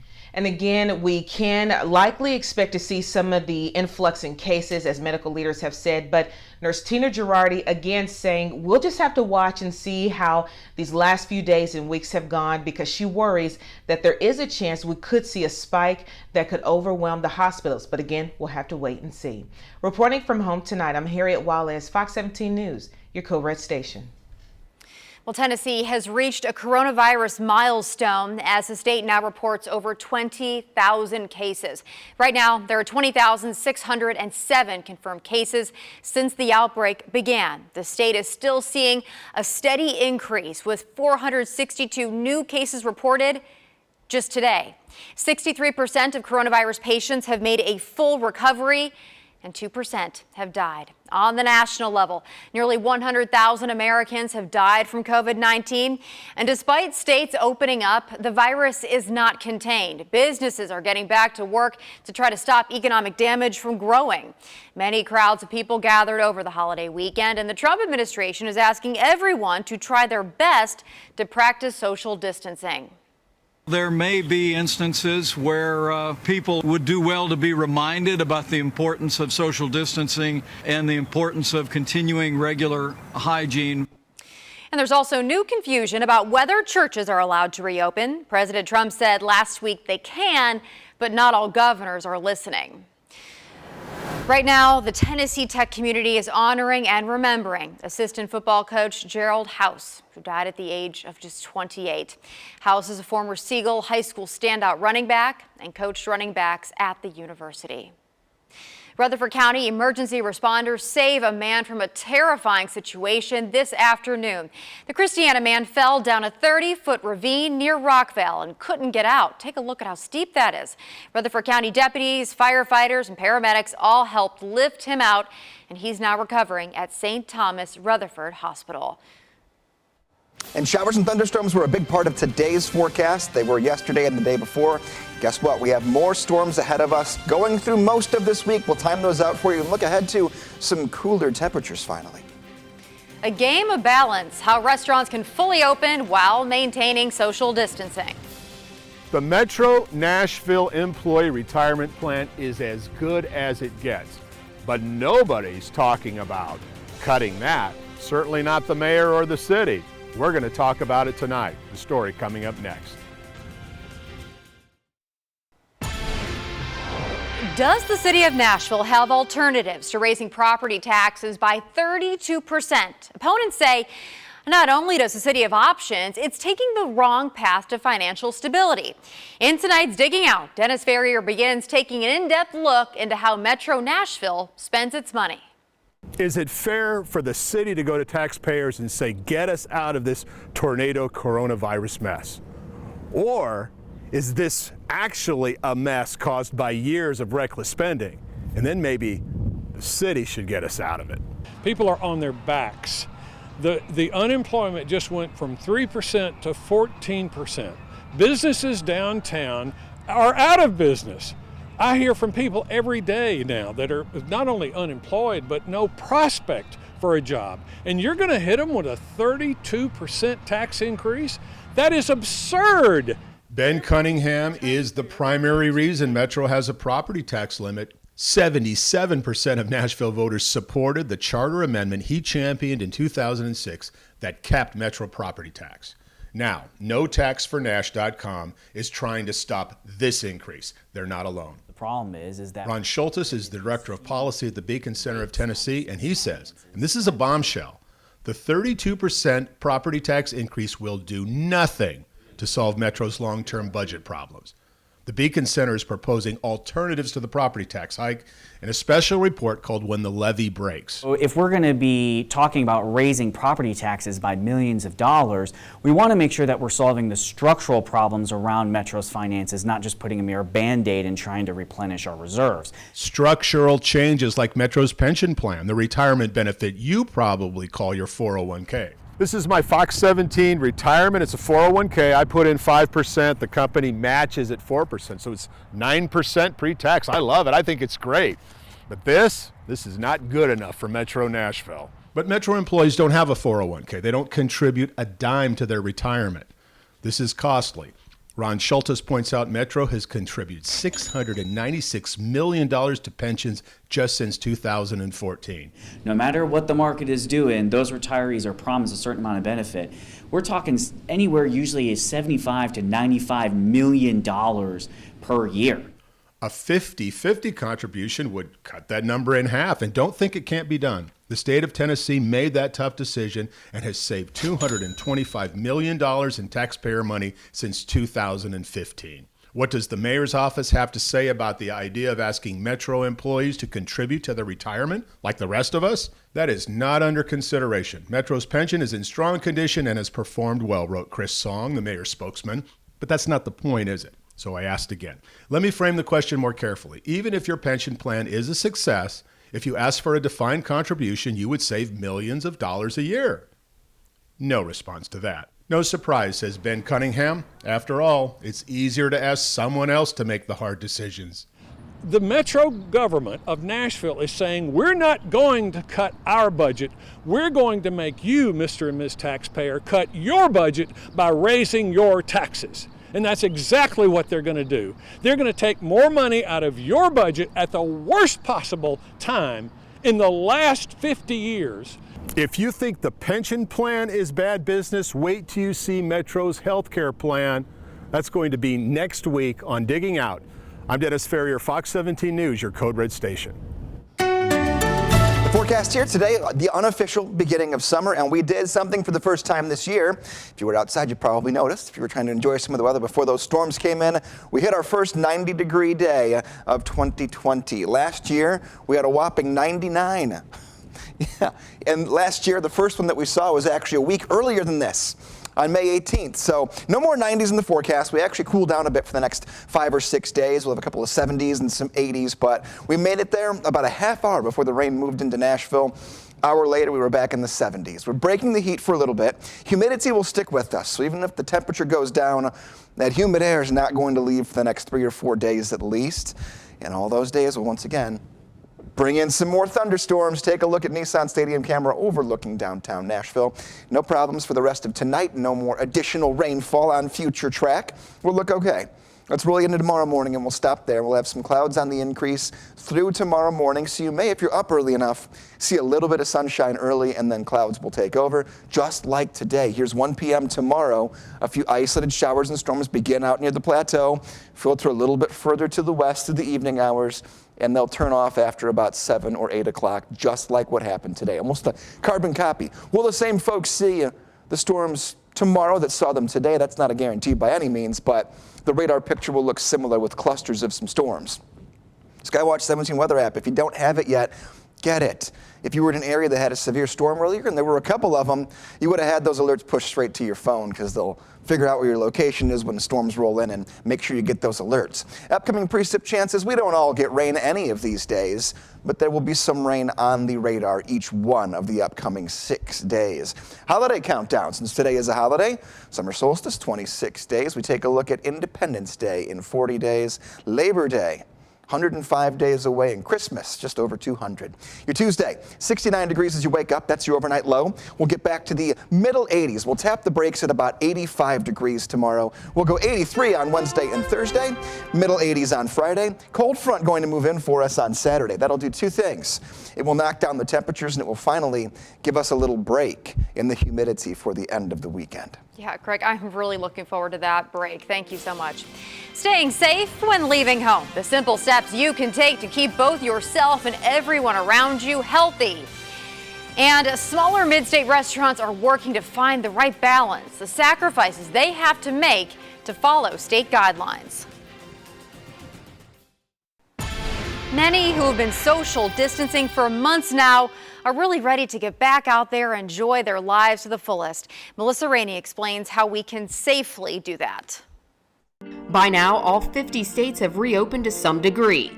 And while experts are warning moving too fast could accelerate the COVID-19 pandemic, many are wondering if it's even safe to visit businesses.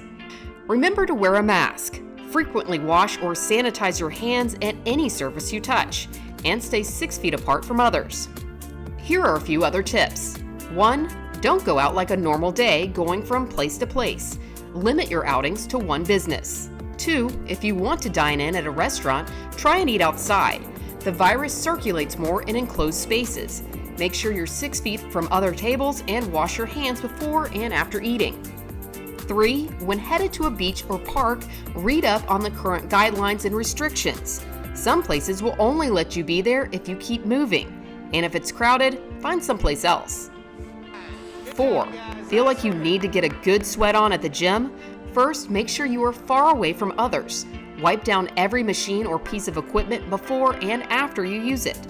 5. Want to get a haircut or a pedicure? While it's impossible to social distance with employees at places like this, there are some things you can do. Read their safety protocols to ensure they are taking every step to eliminate risks. For today's Health Minute, I'm Melissa Rainey.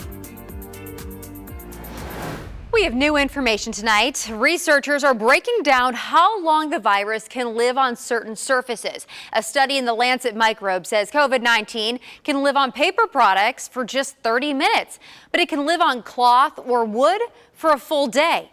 And it can live on glass and cash for 2 days. When it comes to less porous surfaces like stainless steel and plastic, get this. The virus can live on those surfaces for up to 4 days. That is a long time. Finding the right balance, how some mid-state restaurants are struggling to open at full capacity and while enforcing social distancing. Plus, a push to protect frontline workers, why some are now facing threats of violence as they try to help coronavirus patients.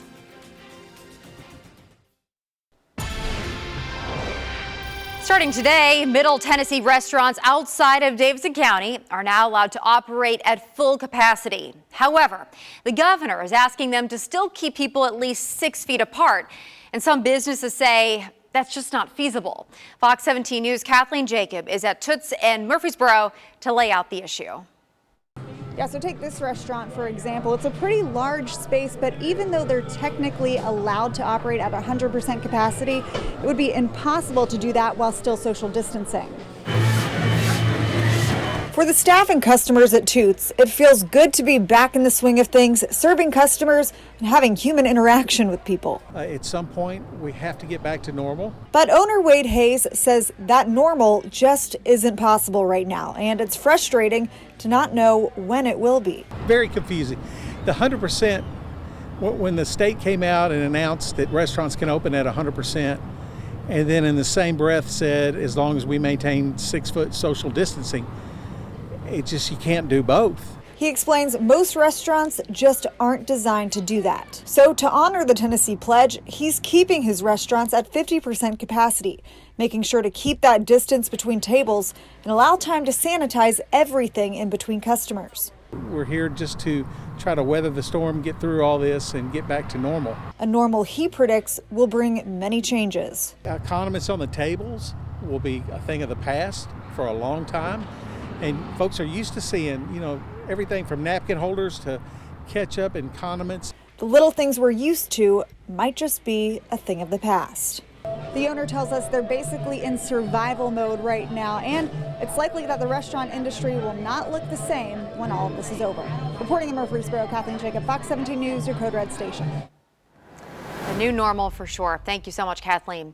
Well, tomorrow, free coronavirus testing will continue in Mount Juliet. The city is teaming up with Kroger Health to test anyone who wants one from 8:30 a.m. to 4:30 p.m. This is in the parking lot of Charlie Daniels Park. But if you can't make it tomorrow, don't worry. You can also go on Wednesday. New tonight, the Dutch government says it's found a case of animal to human coronavirus transmission. The agriculture minister says it passed from a mink to a person, and this is the second time this has happened in the Netherlands. Despite these cases, the risk of animal to human transmission outside of farms is still very small.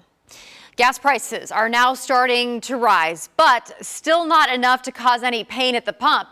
According to AAA, the average price of gas is $1.96 nationwide.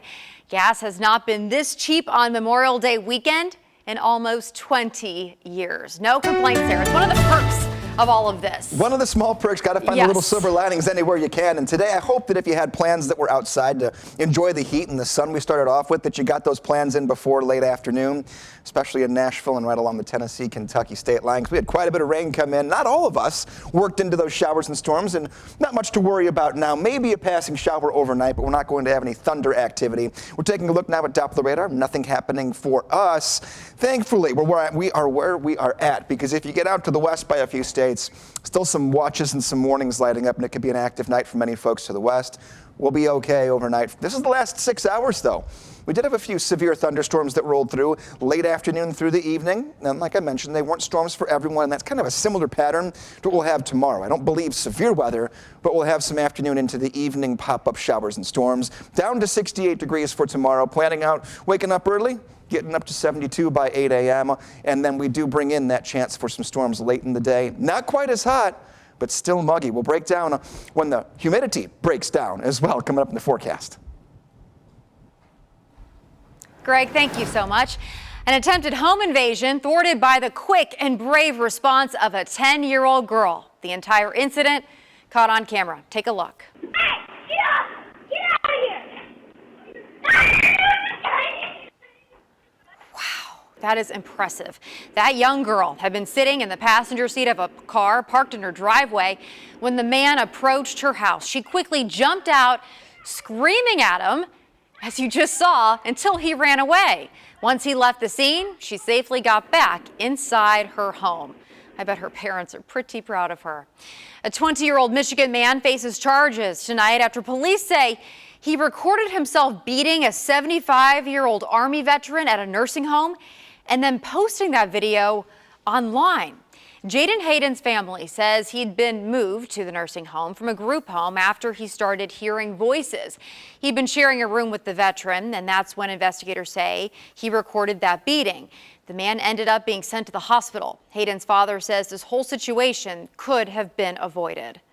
He never should have been housed or quarantined with the victim, and that that he eventually saw it. That should have never happened. He has issues, and for them to put him in a facility like that, eventually, nothing good was going to happen. The video has gone viral, even gaining the attention of President Trump. Hayden is due in court next week. What a sad story on really all accounts there.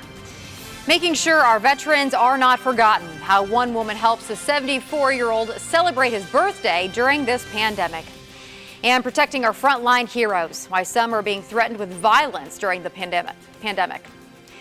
And some Netflix accounts will soon be automatically shut down. How to make sure that this does not happen to you.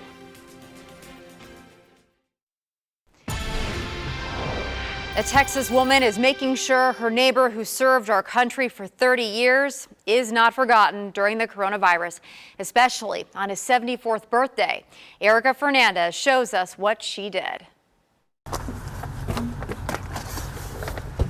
How do you celebrate someone who's given so much for so many? And we're outlining his house so his neighbors know. For Ellen Fuller with Wreaths Across America, it's simple. It's not just about the wreaths or the flags. It's about taking the time to say thank you for your service. Just grew up with that attitude of gratitude, especially we always remember the spouses and the families because they serve too. 74 flags surround the home of retired U.S. Navy Lieutenant Commander Thomas Powell, one for each year of his life. We're running out. Right now, Powell and other vets can't have their weekly breakfasts at IHOP or enjoy donuts at the American Legion on Thursdays. But this, hey, I have some banana pudding for you, is just as sweet. Happy birthday to you. Happy birthday to you. I love my flag. I love my country.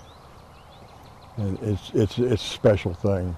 Powell served for 30 years. Flagging his yard is just one way to say thanks. I think there's a lot of people that need an uplift, and this is a real uplift. And with friends like these, it's easy to see the good. I'm just one of the guys, really. Yeah, I'm blessed to have some very good friends that take care of me. And Brian. And I'll come back and get them tonight. Tonight, so many are honoring and remembering those who have served our country. And you can share your memorial pictures with us by heading to fox17.com and clicking on the Chime In tab. Turning now to something good. Even though churches in Ireland are closed to the public right now, priests are doing their part to reach their congregation and keep spirits high.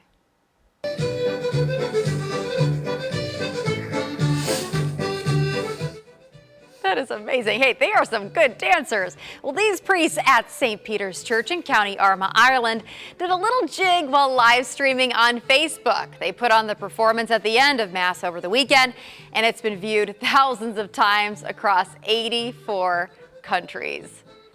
They are really good. I'm impressed. Healthcare workers under attack. The push to protect those on the front lines from violence. Netflix will soon start canceling accounts that are not being used. How to make sure that this does not happen to you. And the Fox 17 News Sky Eye weather are always watching. Right now we're watching Ashland City and keeping all of Cheatham County safe. You can download the Skywatch 17 weather app to get push alerts straight to your phone to keep you and your family safe. Hey everybody, I'm Skywatch 17 meteorologist Justin Chambers, tracking our mowcast over the next couple of days, kind of keeping those yellow lights in place because we have those pop-up thunderstorms possible and even some more rain expected by Thursday afternoon. So you might be able to get the mowing done early or late. Also, that heat's going to be with us with above average temperatures through most of this week. Join us every weekday morning on Fox 17 News This Morning. COVID-19, not the only thing threatening frontline healthcare workers. The World Health Organization says there's been dozens of incidents against doctors and nurses, including one nurse sprayed in the face with bleach. Josie Sturman explains what's fueling these attacks in tonight's Spotlight on America. I just got a call from the officer that's over there with an inmate. He said the inmate has his gun. At Delnar Hospital? Yes. It starts with a dispatch call about a hospital outside Chicago. Offenders in the ER holding hostage at gunpoint at this time. Chaos in the emergency room, making healers helpless. Glock 21 and 10 to 16 rounds of ammunition. Tapes obtained by Spotlight on America detailed the harrowing moments as an inmate turned medical patient steals a gun, takes two nurses prisoner, and rapes one of them. Offender is heading out the ambulance bay with a nurse. Offender is heading out the ambulance bay with a nurse. When SWAT teams respond, the gunman is shot dead, and hospital staff return to work, scarred by a type of workplace attack that, although extreme, is far from isolated. And there's just no question the trajectory of the incidence of violence is skyrocketed. The problem is widespread and impactful. In 2018, a survey found 47% of ER docs said they've been physically assaulted at work. And the Government Accountability Office found workers in healthcare facilities experience substantially more workplace violence than other workers. It's happening in hospitals, doctors' offices, and clinics across the country. Well, a court hearing has now been set for the man accused of pointing a loaded gun at healthcare workers. A nurse at Western State Hospital will need surgery to reattach part of her ear. And behind every headline, he intentionally spit in the nurse's face while he was HIV positive. There's a human being who represents hundreds of others whose stories you haven't heard. Does it feel like violence against you is just part of the job? That's exactly what it feels like. We make a joke where I work because we say the nurses need hazardous pay, because numerous people who have been assaulted.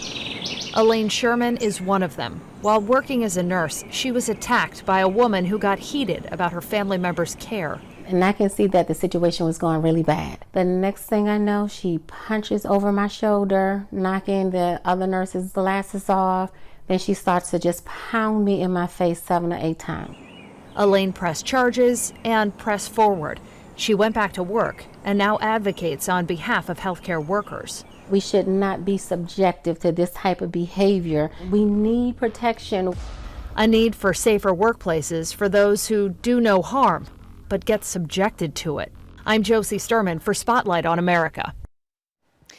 Now, the WHO, of course, condemns attacks on healthcare workers. And here in the U.S., groups are pushing for legislation to protect those on the front lines during the pandemic and beyond. Right now, Brazil is quickly becoming the world's latest coronavirus hotspot, just as the nation goes through one of its worst political crises. Brazil now has the second highest number of cases behind the U.S., and it's been slow to ramp up testing. Cemeteries are struggling to keep up with the number of people dying. People have to take care to protect themselves. That disease is there. It exists. If not, my daughter would not be there. The pandemic comes as hundreds of people rally in support of their conservative leader, who was recently caught on camera vowing to interfere with a federal investigation. Memorial Day is often referred to as the kind of unofficial start of the summer. And this year, thousands filled beaches all across the country, making social distancing difficult. From Cocoa Beach, Florida to Ocean City, Maryland, life looked almost like nothing has changed these last few months. Some people wore masks as advised, but many didn't. All of this greatly concerning to our health experts. We also know it's important that we have to have masks on if we're less than 6 feet, and that we have to maintain that 6 feet distance. We know being outside does help. We know sun does help in killing the virus, but that doesn't change the fact that people need to be responsible and maintain that distance. But two of the nation's most popular beaches are still closed, and that's Fort Lauderdale and Miami beaches.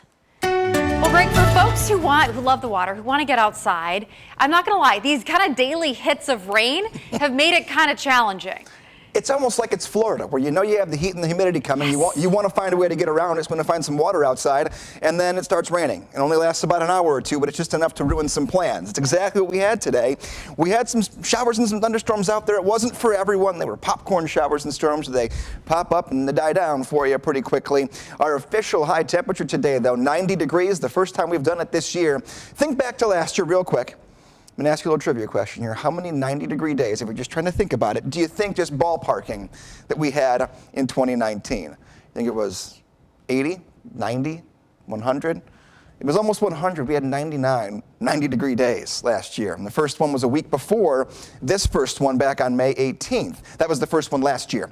Breaking up the heat, though, we don't have any more 90s ahead of us in the forecast for at least the next 7 days. Humidity will stick around for a few more, and we will bring in a few more thunderstorms each day in the forecast. Looking at your Nissan Stadium camera, live look here. Beautiful live look for us. The rain's died down. There's still some wet pavement out there. That'll be a thing overnight. Future track. Let's take a look at what happens tomorrow, and you're going to see a very similar picture to today. We'll start off 8 a.m. dry, cloudier tomorrow than today, and then afternoon into the evening, showers and storms begin to fire. These tiny little cells, a couple of them went severe today. We're not looking for severe weather tomorrow, but like I mentioned, if you were with us very late last night, when you get this set up, you can always have the possibility of one that could get you some gusty wind, and that's what we had earlier today. We'll break those up after sunset. We'll bring in a few showers morning and afternoon on Wednesday, and then rain chances will continue on Thursday. Download the Skywatch 17 weather app, and if you've got a weather radio, I've still got one. You just leave it plugged in. It never goes off unless you have an alert, like it being a thunderstorm or a tornado watch or warning. Then it'll go off and let you know. If you don't like the mugginess, tomorrow will be gross again. Dew points will be in the middle 60s with temps in the middle 80s, so a little bit cooler. Pollen counts won't be all that bad, though. Tuesday, Wednesday, Thursday, Friday, middle of the road, and getting any yard work done early in the day is the time you want to try to do it if you can for the rest of this week. You can always follow along on social media. Meteorologist Greg Bobus on Facebook asked a question about an hour ago. What's your favorite part of summer? Feel free to come join the conversation with all of us over there. Taking a look. That shower and storm chance continues for the rest of this week. No single day is a washout, and no day is a guarantee you do get storms, but the radar will be active. We'll finally see a break in the humidity this weekend, and we'll also start to see some 70s creep back in for high temperatures.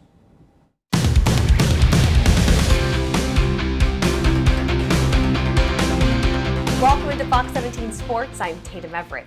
Titans receiver A.J. Brown may not have won the Offensive Rookie of the Year award after leading all rookie receivers last season. However, he said that's in the past and has only made him hungrier for his sophomore campaign. I think the sky's the limit for me, to be honest. I'm a great learner. I'm going to keep learning each and every day. That's the biggest thing to my game. I'm a huge learner.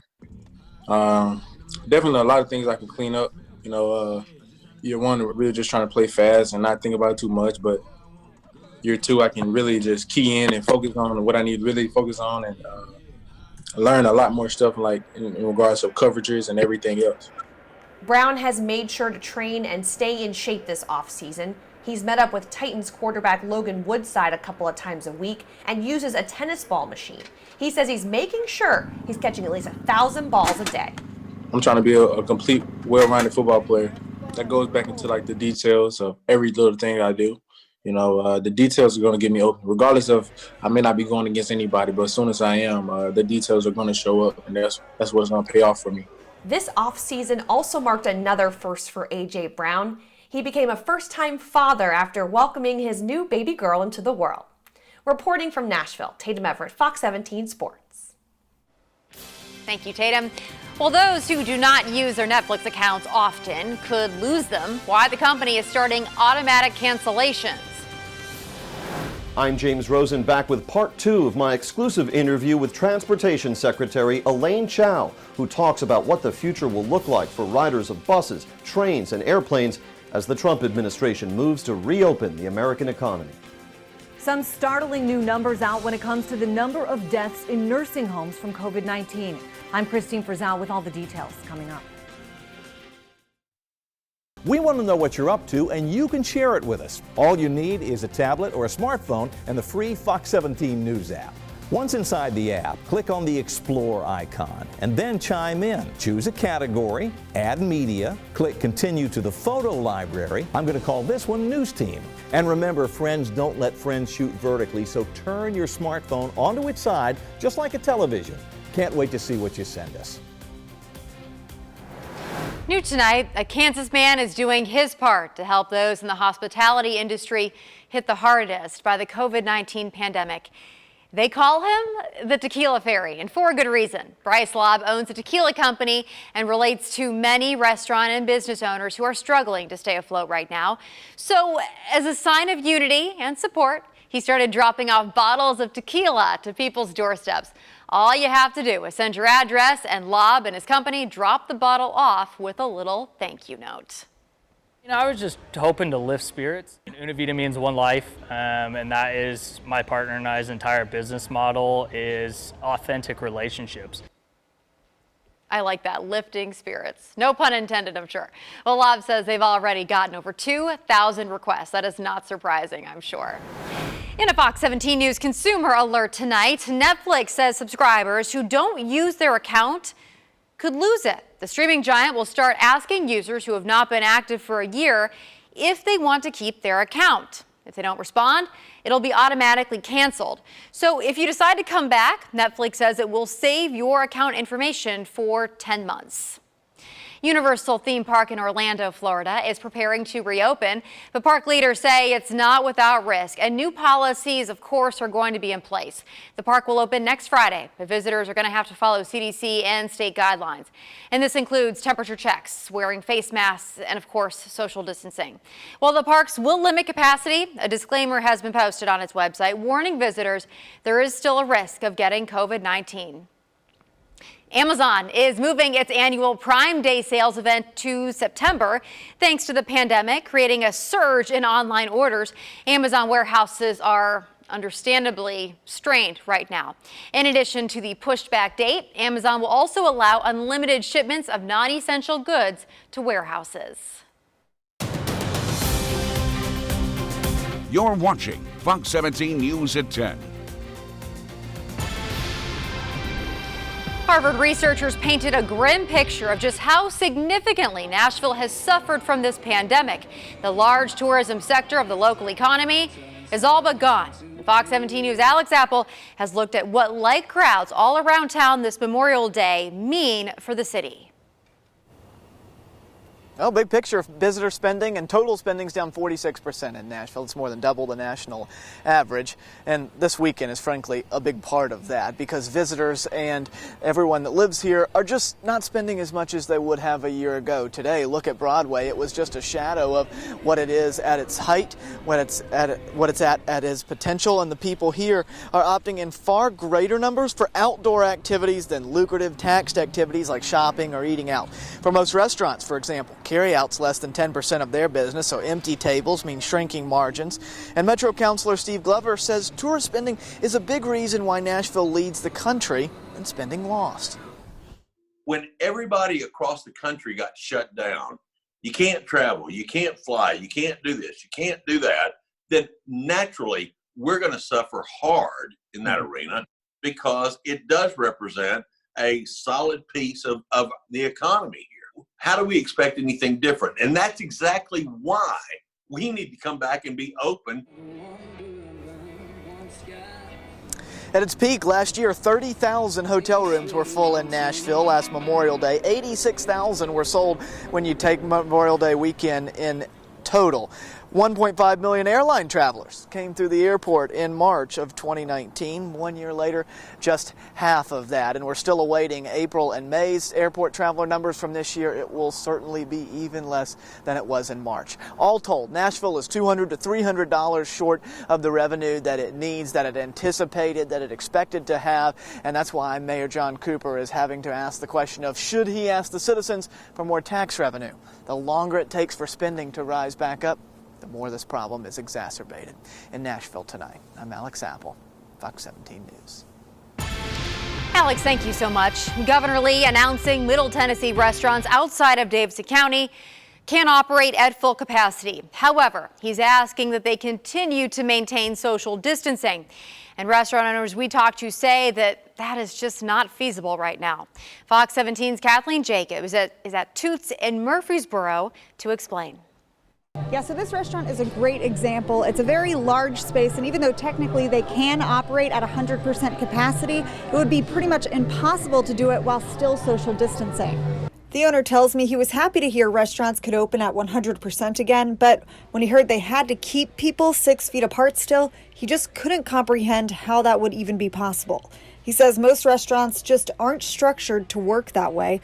So he's keeping his restaurants at 50% capacity for now, which he says is getting confusing for staff and customers. When customers walk in and see that we still have tables closed, they don't understand that part of it. We're not open 100%. You know, we're still trying to maintain the social distancing that we feel is right for our staff and for our customers. His staff are all wearing masks and sanitizing pretty much everything between customers. The owner predicts having things on tables like condiments and napkin holders could be a thing of the past. The owner does tell me that they are in somewhat of a survival mode right now, and it's likely that the restaurant industry as a whole will not look the same when all of this is over. Reporting in Murfreesboro, Kathleen Jacob, Fox 17 News, your Code Red station. Slowly but surely, airlines are seeing more passengers return to the airport, and those travelers are finding out things have changed a lot since they last traveled. Reporter Melissa Rainey shows us what to expect the next time you take a flight. If you haven't flown since the beginning of the coronavirus pandemic, things at the airport are definitely different. But it's not just the practically empty arrival and departure halls that you'll notice. The Transportation Security Administration has implemented changes at checkpoints. When you come up to the first TSA agent, you will no longer hand them your boarding pass. Instead, you will scan and hold it yourself as they do a visual check. Don't make security dig through your stuff. Since food sometimes needs extra inspection, fast-track this process by having them separated from your carry-on. Take extra time when packing to make sure you don't have any prohibited items in your bags. One change, due to COVID-19, TSA will allow you to bring one hand sanitizer bottle up to 12 ounces in your carry-on. While online, you will notice efforts to keep space between travelers and TSA agents. TSA agents will be wearing masks, and travelers are encouraged to do so as well. You may be asked to adjust or remove it during screening. These latest updates will go along with changes that airport security has already implemented. For today's Consumer Watch, I'm Melissa Rainey. Another active day on this unofficial start to summer. We hit 90 degrees for the first time this entire year. And coming up in the full forecast, we're going to dive into a look at last year's 90-degree days, just to kind of put things in perspective for us here. Top of the radar looking fantastic compared to 6 hours ago. We had severe thunderstorms on the radar making their way toward Nashville 6 hours ago. You got to go states away to find any watches or warnings.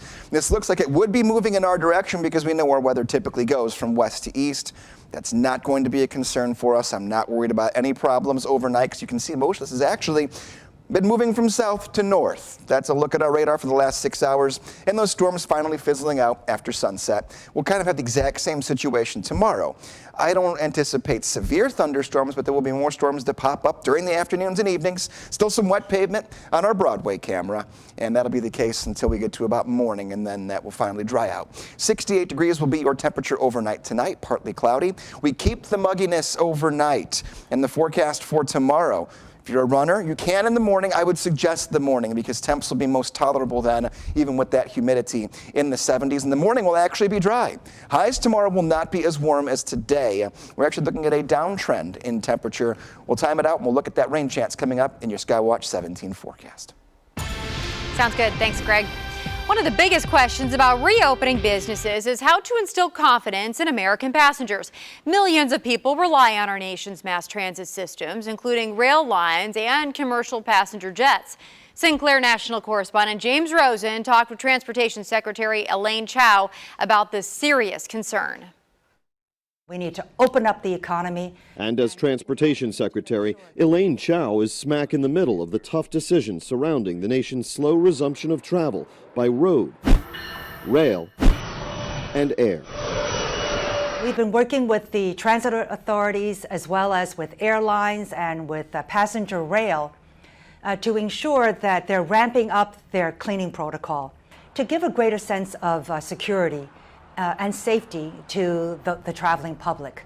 As for what will happen beyond that, it depends. On all of these various means of getting around, will social distancing still be in place? The airline companies are thinking about keeping the middle seat open. And for Amtrak and Acela passenger rail, and also for transit, there are opportunities for people to social distance in the beginning. So let's go through this phase by phase. Let's focus first on getting the economy back, see how many people come back phase by phase, and then we can think what the long-term impact will be on our transportation system. A veteran of the Bush-Cheney cabinet, wife of Senate Majority Leader Mitch McConnell, Chao understands, as few others do, how power is wielded in the Capitol. The Transportation Department has been part of the White House Coronavirus Task Force, which the Secretary called a useful forum for the swift resolution of interagency challenges. As an example, Chao cited a proposed rule floated early on that would have mandated that any individuals who entered New York City, including freight truckers, would have had to enter quarantine for 2 weeks thereafter. That would basically stop our transportation system. And so we surfaced that at the White House task force, and within 24 hours, we got an answer, set up new protocols for truck drivers to enable them to go into New York City and leave after they have unloaded their precious cargo. So the task force has been of invaluable assistance to the rest of the government in this whole of government approach. Secretary Chao enjoys the rare distinction of serving as a cabinet officer under 2 presidents. Her longevity in Washington owes in large measure to her discretion. She almost never strays off message. This was evident in our interview when I asked her to contrast the experiences of working for George W. Bush and Donald Trump. Secretary Chao replied only that the 2 men and their teams are different. Reporting from Chesapeake Bay, Maryland, James Rosen. I'm Scott Thuman in Washington. Coming up, how President Trump's decisions during this crisis will affect his chance at re-election. Some startling new numbers out when it comes to the number of deaths in nursing homes from COVID-19. I'm Christine Frizzell with all the details coming up. Calm night ahead of us, but our active pattern continues. When we'll finally see a day without showers and thunderstorms, and a day we finally get away from the heat and humidity. That's coming up in your Skywatch 17 forecast.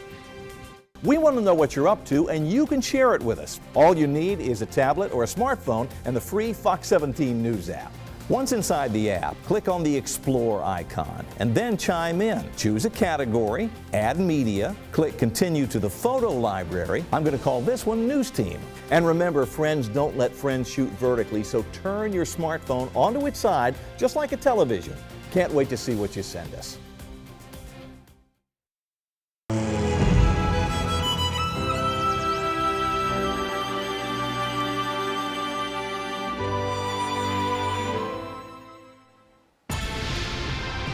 There is no doubt the coronavirus pandemic is having an impact on the presidential race this year, from reduced rally opportunities to performance perceptions. Sinclair's chief political correspondent, Scott Thuman, takes a closer look at what could shape this race. What was the raucous campaign trail replaced mostly by basement webcasts and task force briefings instead. And unpredictably, a virus became the dominant topic. How President Trump handles the crisis may determine his fate. It is not an easy time to be the president of the United States. Obviously, the coronavirus has changed things quite a bit for us, but the message still is about jobs, is about the economy. Multiple recent polls show Joe Biden leading by a handful of points. Many concerned Trump is risking lives to assure a better economy. There's no such thing as a pure single issue election. But there is almost always a defining theme. Like he says in 2004, when George W. Bush's re-election was based in large part on the war on terror. If our society reopens well and people are feeling euphoric come September and October, the president will be very happy with election night. If we have a massive second wave of pandemic-related deaths this fall, then the president may suffer a defeat somewhat like Herbert Hoover in 1932. For Biden, though, since he doesn't get to call the shots, his biggest move may be in the messaging, going after unenthused voters and those who had been behind his biggest rival. What Joe is going to have to do, and he's beginning to move in that direction, is to say to those working class people, say to those young people, say to those minorities, listen, I understand your situation. And when there is more of a reopening, that will change the race in another way too, since Trump and Biden will be able to campaign more freely on the road again. In Washington, I'm Scott Thuman. This week, we got some shocking new numbers about just how hard this country's aging population has been hit by the coronavirus. The percentage of cases in nursing home and long-term care facilities is high, but the percentage of deaths we now know is staggering. Sinclair National correspondent Christine Frizzau has more. From reports of 17 bodies piled up in one New Jersey nursing home to others of family and friends unable to say goodbye as loved ones die alone. One of the most alarming aspects of the coronavirus crisis has been how hard it's hit America's nursing homes and long-term care facilities. We now know in a large number of states, the percentage of COVID-19 deaths in nursing homes hovers around 50% of the total statewide deaths, but some are much higher. In Minnesota, 81% of the deaths occurred in long-term care facilities, 77% in New Hampshire, 78% in Rhode Island, and 70% in Connecticut. Nobody really fully understood how vicious this virus would be. You know, nursing homes do infection control. They deal with the flu every single year, and they do it well. This virus is like nothing we've seen before. In Maryland, where the latest numbers show COVID-19 deaths at long-term care facilities now at 54%, the state's attorney general says they've learned a startling lesson about those who care for America's elderly. The staff, who are often very underpaid, are working in different facilities. So they have more opportunities to contract the virus and more opportunities to spread it. Brian Frosch says more than 2 months in, nursing homes are still far behind and blames the federal government for a lack of coordination during this national emergency. The federal government should have acquired, contracted for tests, PPE. They should have made it available to the states in great quantities. For the last 30 years, the federal government has played a significant role in setting standards and completing oversight for nursing homes in this country. But throughout this crisis, advocates say it's largely been left up to the states, who are often competing with one another for supplies and resources. Some advocates worry about what's ahead, with all 50 states now reopened in some capacity. As cities and states open up, our providers are left to compete with grocery stores and nail salons and gyms for PPE to keep their staff safe. One of the many signs the road ahead for this country's most vulnerable could be a long one. I'm Christine Frizzau reporting. Our forecast this Memorial Day weekend has been hot, humid, and on and off as far as storms go, and we have a lot more of that ahead of us. We'll slowly start getting things a little bit better, though. The heat will begin to go down, then the humidity, and then finally storm chances. But today we did it. First 90-degree day officially at Nashville International Airport. We got there about a half hour before the storm was actually moved in. So we went from 90 to 73 degrees in an hour. That rain really did cool us down very quickly. It actually made it a little more comfortable with the humidity as well. We're breaking the heat. We're not going to see anything near 90 for the next 7 days. Humidity stays around for at least the next 3 or 4. So it'll still be muggy, but it won't be hot and muggy. So we'll at least get rid of one of those. More storms are ahead, and they'll fire off at a very similar time than they did today. Take a look. Tomorrow morning, we'll stop this here at 8 a.m. Clouds beginning to move in. Today, we had storms begin to move in late morning into early afternoon, starting in the plateau. And let's take a look. Okay. Early afternoon, storms in the plateau. Then they shift further to the west like they did today. Not calling for severe weather, but we weren't for today either. But when you've got an atmosphere like this, it's not too terribly out of the realm of possibility. We could see 1 or 2 stronger storms tomorrow, not necessarily severe, but at least some decent wind. Then Wednesday morning, that'll be the first morning we've seen in a while where we have some rain early and then some more scattered showers and storms throughout the day. This time it looks to be west of I-65 when it starts, so we'll flip it. You can download the Skywatch 17 weather app. That'll give you push alerts when we have severe weather that goes into your backyard. If you didn't have that earlier today and you had a severe storm and you weren't watching the TV, you probably didn't even know it was coming. So get that as a way to alert yourself, especially as we start heading outside. Severe weather alerts to your phone. Interactive radar is the second thing too. You can track along with us and kind of see where the rain is at as opposed to where you are, because we have storms coming Tuesday, Wednesday, Thursday, Friday, and possibly Saturday. It's not rain for everyone every day, but the action will be on the radar. Looking ahead to our holiday countdown here. Independence Day, 40 days away, Labor Day, 105, and Christmas Day already down to 214 days away. Start your shopping online, of course. Taking a look, your Tuesday, 6 a.m., puts us in the 60s. We'll go middle 80s for highs tomorrow, and that'll be it. It'll be a little cloudier to start tomorrow than it was today. Let's connect. Meteorologist Greg Bobus on Facebook, a good place. We'll have some conversations every night. Today's topic is, what's your favorite part of summer? Feel free to go chime in if you'd like to. And then you can get up-to-date, minute-by-minute weather updates. He's doing it all day long on Twitter. Greg Bobus, WX, great place to get those alerts in real time. Taking a look moving forward, low to middle 80s on Wednesday, Thursday, and Friday, so not as hot. Weekend finally brings in a cold front on Saturday that will get rid of the humidity for a day or two and push us comfortably back into the upper 70s. I love the sound of that. Thank you so much, Greg. Titans rookie receiver A.J. Brown has high expectations for his sophomore season. Up next, how he plans on getting better after a breakout rookie year.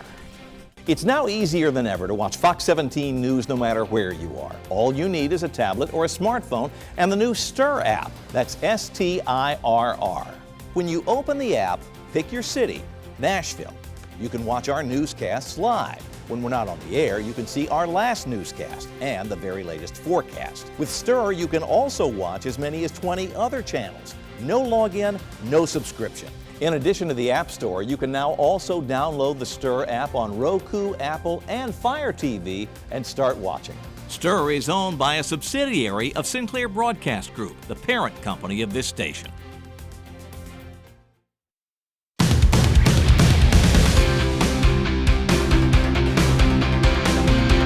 Welcome to Fox 17 Sports. I'm Tatum Everett.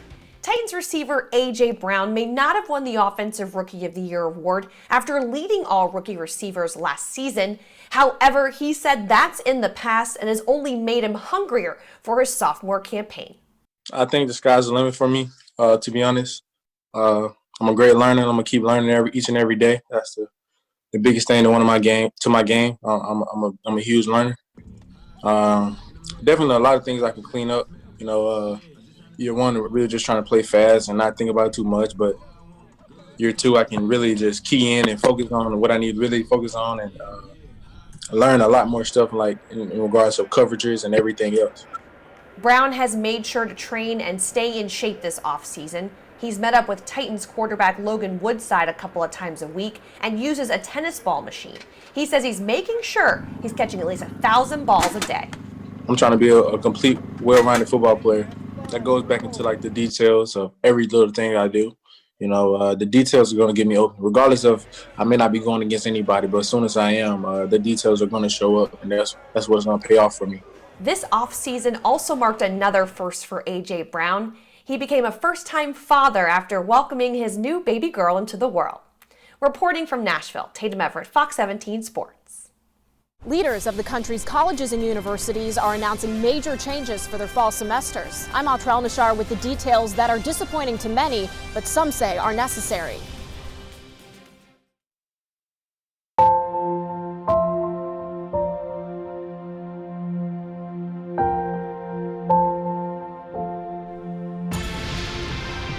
Many students are waiting to learn what school will be like in the fall. Some colleges and universities already announcing plans for next semester to look a lot like the one that's wrapping up right now.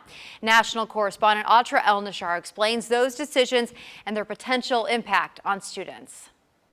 Though summer's just begun, many of America's college students are nervous for what the fall semester holds, and it will likely look different on each campus. Most of the California State University system will be online through the fall, while Rice University in Texas is shortening the semester, limiting classes after Thanksgiving. That we have to reevaluate that at every step of the way based on the most recent data. The pandemic also bringing budget cuts at schools like Central Michigan University, which announced it's cutting men's track and field. But I do think that it's important for schools to do what's best for them with the advice of medical experts and not try and follow the same thing that every other school is following.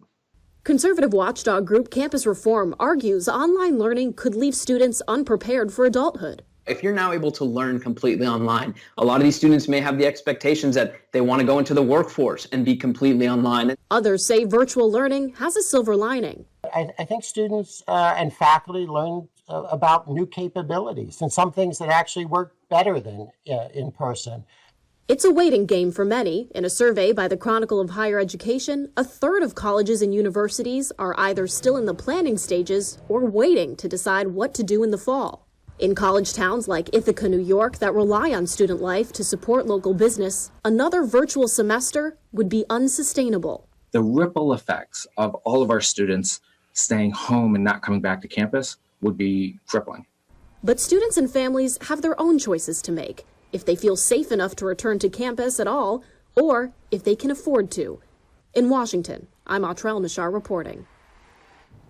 Well, Greg, it's so funny when you look at the 7-day for this week, because every day kind of it's like Groundhog's Day, right? It is, yeah. We call this persistence forecasting, where the day tomorrow you can just assume will be like today. It is persistent. It's persistently yes. annoying. We have humidity and we have storms every day. It won't be a washout, any of those, but there will be afternoon into evening pop-up storms just like today, where you may or may not get it, but it's going to be on the radar daily. So just keep that in the back of your mind as you're making your plans this week. Yeah, you're calling it the Florida forecast. So you don't have to plan a trip. We're getting the weather here. It's soupy.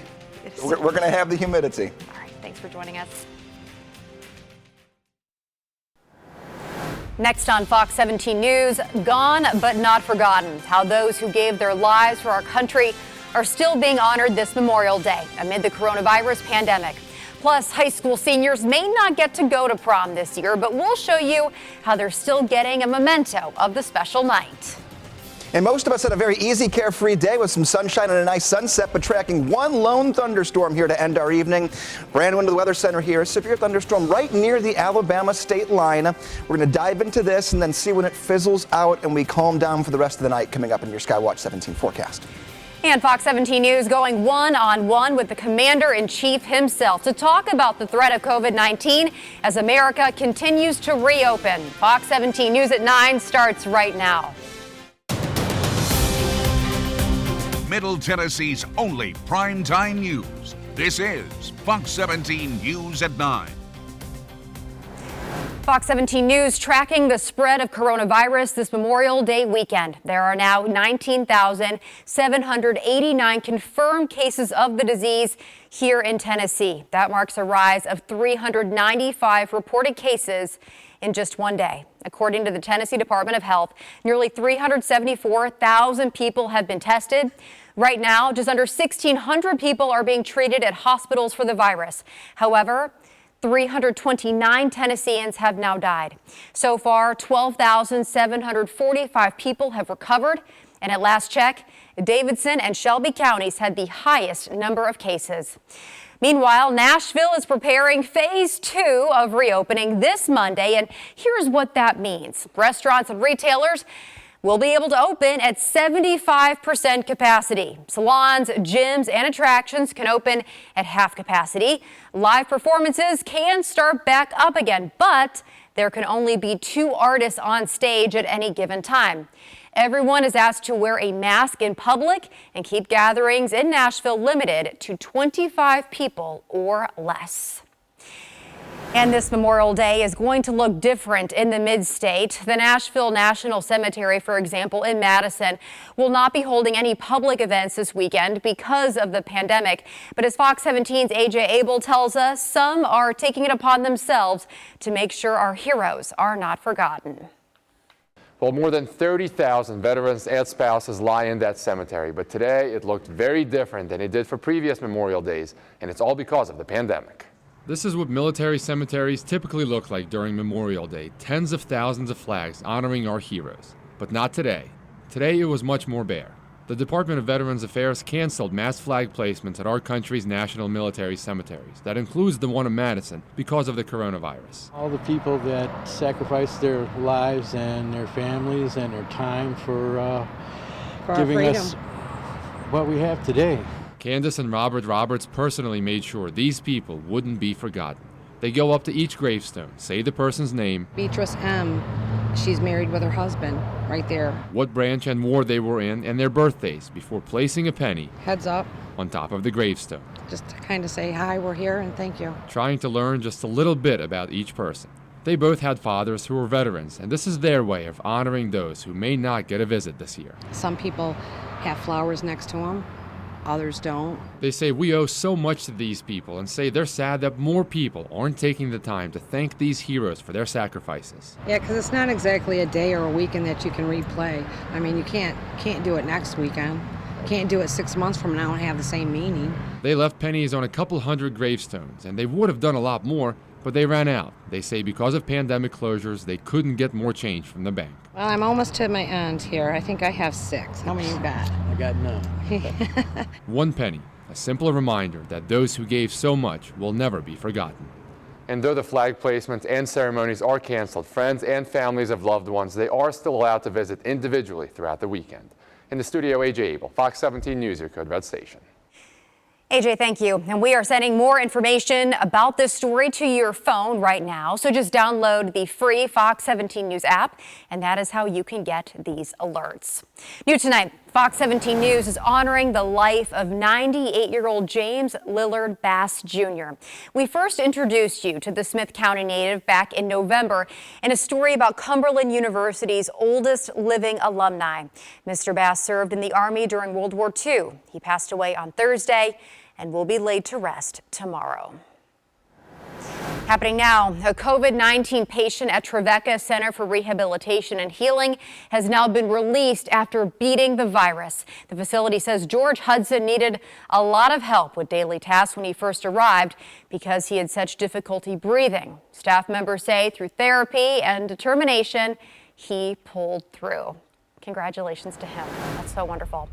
An update tonight. The Metro Health Department confirms 345 workers at the Tyson Foods plant in Goodlettsville have now tested positive for coronavirus. Fox 17 News' AJ Hilton spoke with the senior vice president about what's going on at the plant and how they're working to keep everyone safe there. He says they're using face masks and shields along with new safety procedures. But unlike Tyson's Shelbyville plant that closed for deep cleaning, the Goodlettsville plant has stayed open. We're not afraid to slow down plants or idle plants if it means keeping our workforce safe. Of the 345 total cases, 269 of those patients live here in Davidson County. We are continuing to cover the search for the body of little Joe Clyde Daniels. TBI and sheriff's investigators searched his family's Dixon County property for the 3rd day in a row today. The 5-year-old boy with autism disappeared 2 years ago after investigators say his father beat him to death. His mother is charged with covering it up.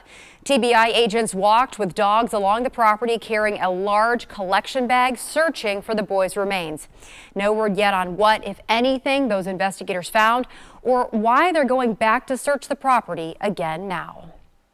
And we have an update now to a murder investigation that we first told you about last month. 27-year-old convicted felon Kevin Horner has now been arrested in connection to that shooting. The U.S. Marshals Fugitive Task Force caught Horner in Dixon County today. He's accused of shooting and killing April Wilson inside her River Chase Apartments home in East Nashville. Police say Horner had been arguing with someone inside Wilson's apartment prior to that shooting. Metro Police are investigating a deadly single-car crash that happened last night. We now know the victim in that crash is 19-year-old Darius Gilmore. It happened at the I-24 West, I-40 East interchange last night. Police say Gilmore drove into the center median and hit a light pole. He died at the scene. While investigators say he did have a seatbelt on, witnesses say he might have been speeding. Police have found no evidence of drugs or alcohol at the scene.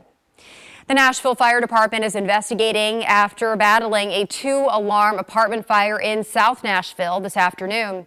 Crews responded to the 300 block of Welch Road at around 12:30. When they arrived, they saw heavy smoke and say the fire quickly escalated. It took crews about an hour and a half to put the fire out. Fortunately, no injuries have been reported, but the Red Cross is reportedly assisting the residents who have since been displaced. And take a look at our forecast today. For most of us, I'd say 95% of us, it was a pretty carefree day. We even got some sun. We had the heat. The humidity was building. We have our first strong storm of the entire day, and this is the only one we're going to see.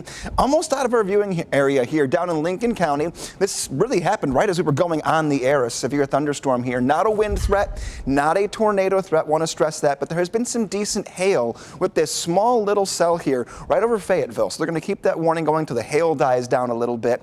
You saw the radar picture. The rest of us are okay. I anticipate no problems for Nashville for the rest of tonight into tomorrow morning, especially when it comes to severe weather. So we'll keep watching this one storm for you here, about 8 minutes away from Bakertown, and it'll eventually, if it holds together, make its way to Winchester.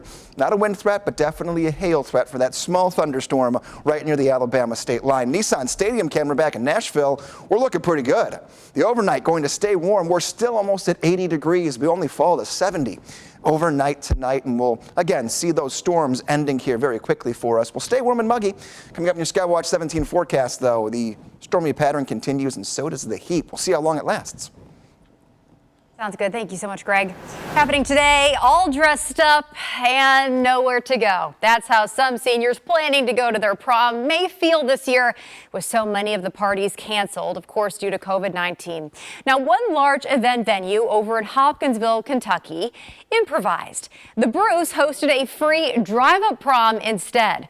Local high school seniors got to dress up, walk the red carpet inside, and then have an official professional prom photo taken.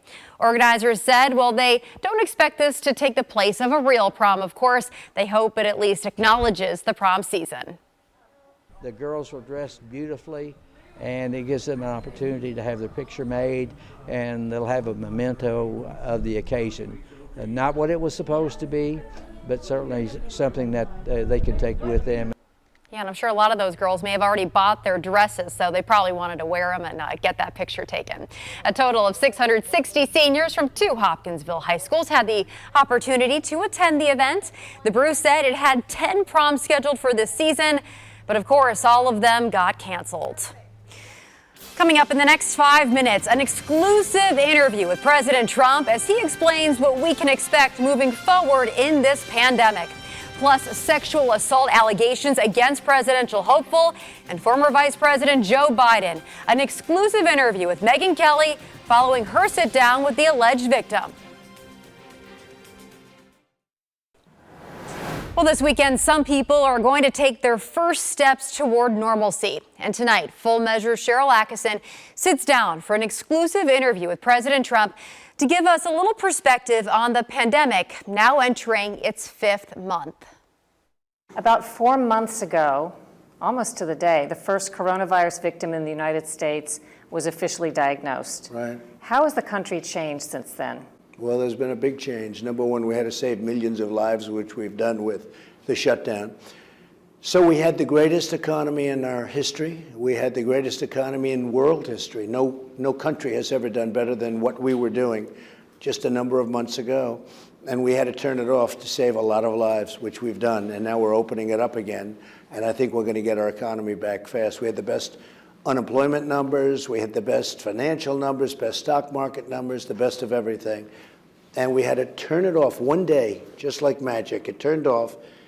A horrible thing, the toughest decision of my life.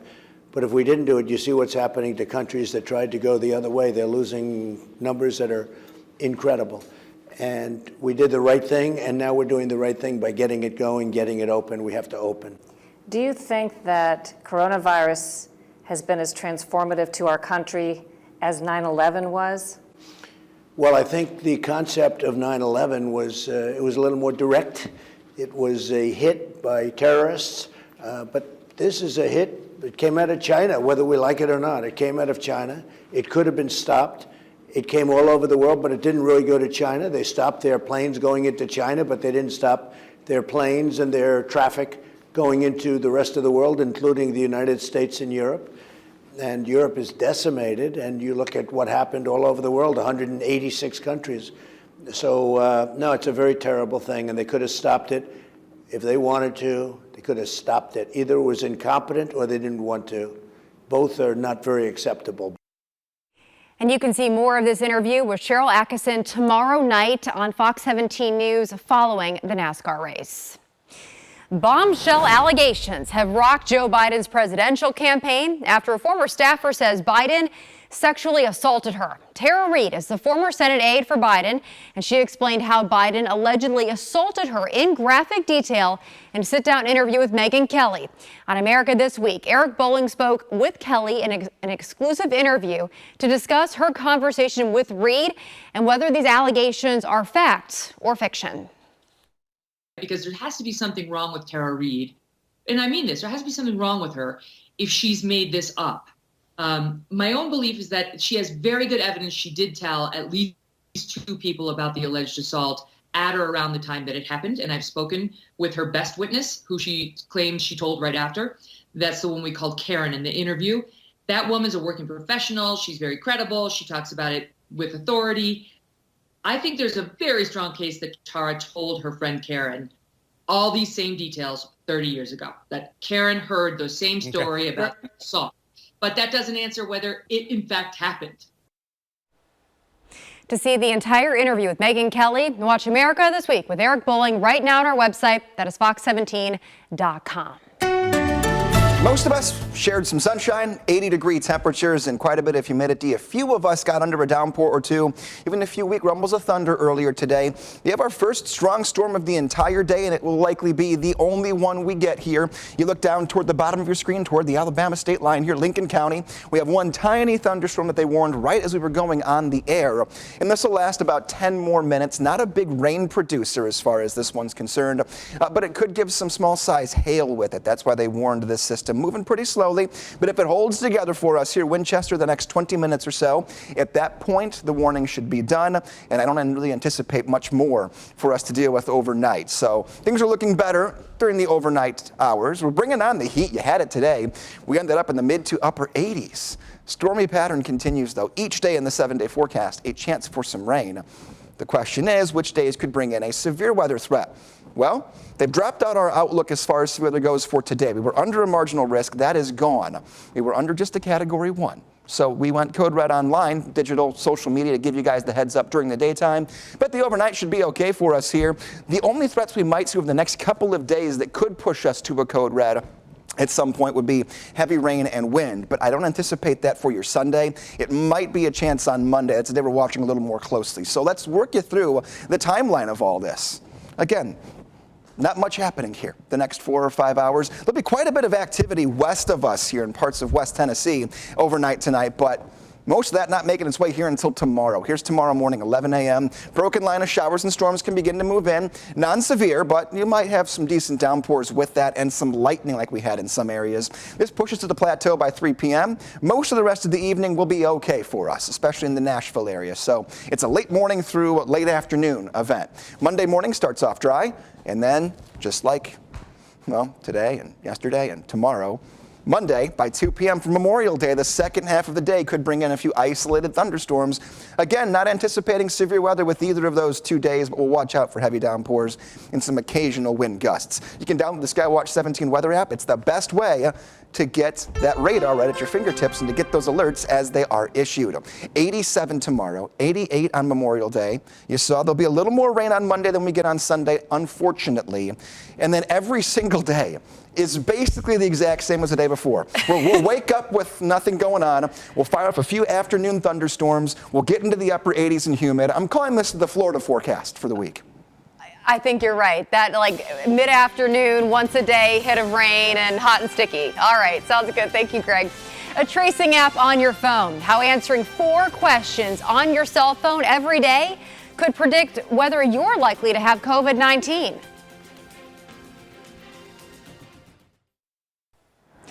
Making headlines tonight, an app on your phone could help predict whether a person is likely to have contracted COVID-19. Fox News correspondent Molly Line has our story. From the United Kingdom to the United States and now Sweden, the crowdsourcing via smartphone effort created by scientists at Massachusetts General Hospital, King's College London, Stanford, and Harvard has seen an enormous response. Together, we've had about 3.5 million people on the app. Free to download at covid.joinzoe.com, the COVID symptom study application allows users to check off symptoms like loss of taste or smell, persistent cough, fatigue, and loss of appetite. A mathematical model taking age and sex into account boasts nearly 80% accuracy regarding whether someone is likely to have COVID-19. We've been really able to adapt the app in real time so that as new symptoms are emerging as being associated with COVID, we can add them quickly to the app. A name is not required, but entering a zip code is critical. Symptoms are starting to rise, for example, in a given area, which could be an indicator that COVID might be something that's emerging, and we need to actually deploy more resources there in terms of testing or medical capacity. And with gaps in widespread testing capacity, the data may prove vital to government leaders. In suburban Boston, Molly Line, Fox News. Well, we have new information tonight revealing a drug President Trump endorsed as a potential remedy for the coronavirus may actually have a higher risk of death in patients. Now, researchers analyzed more than 96,000 patients who were hospitalized with COVID-19 in 671 hospitals on 6 continents. And they found that those who took the drug, it's called hydroxychloroquine, had a higher risk of heart problems or death. President Trump said he takes the anti-malaria drug as a preventative measure, but he plans to stop soon. Meanwhile, the World Health Organization is now warning that nearly 80 million children worldwide could be at risk of getting preventable diseases.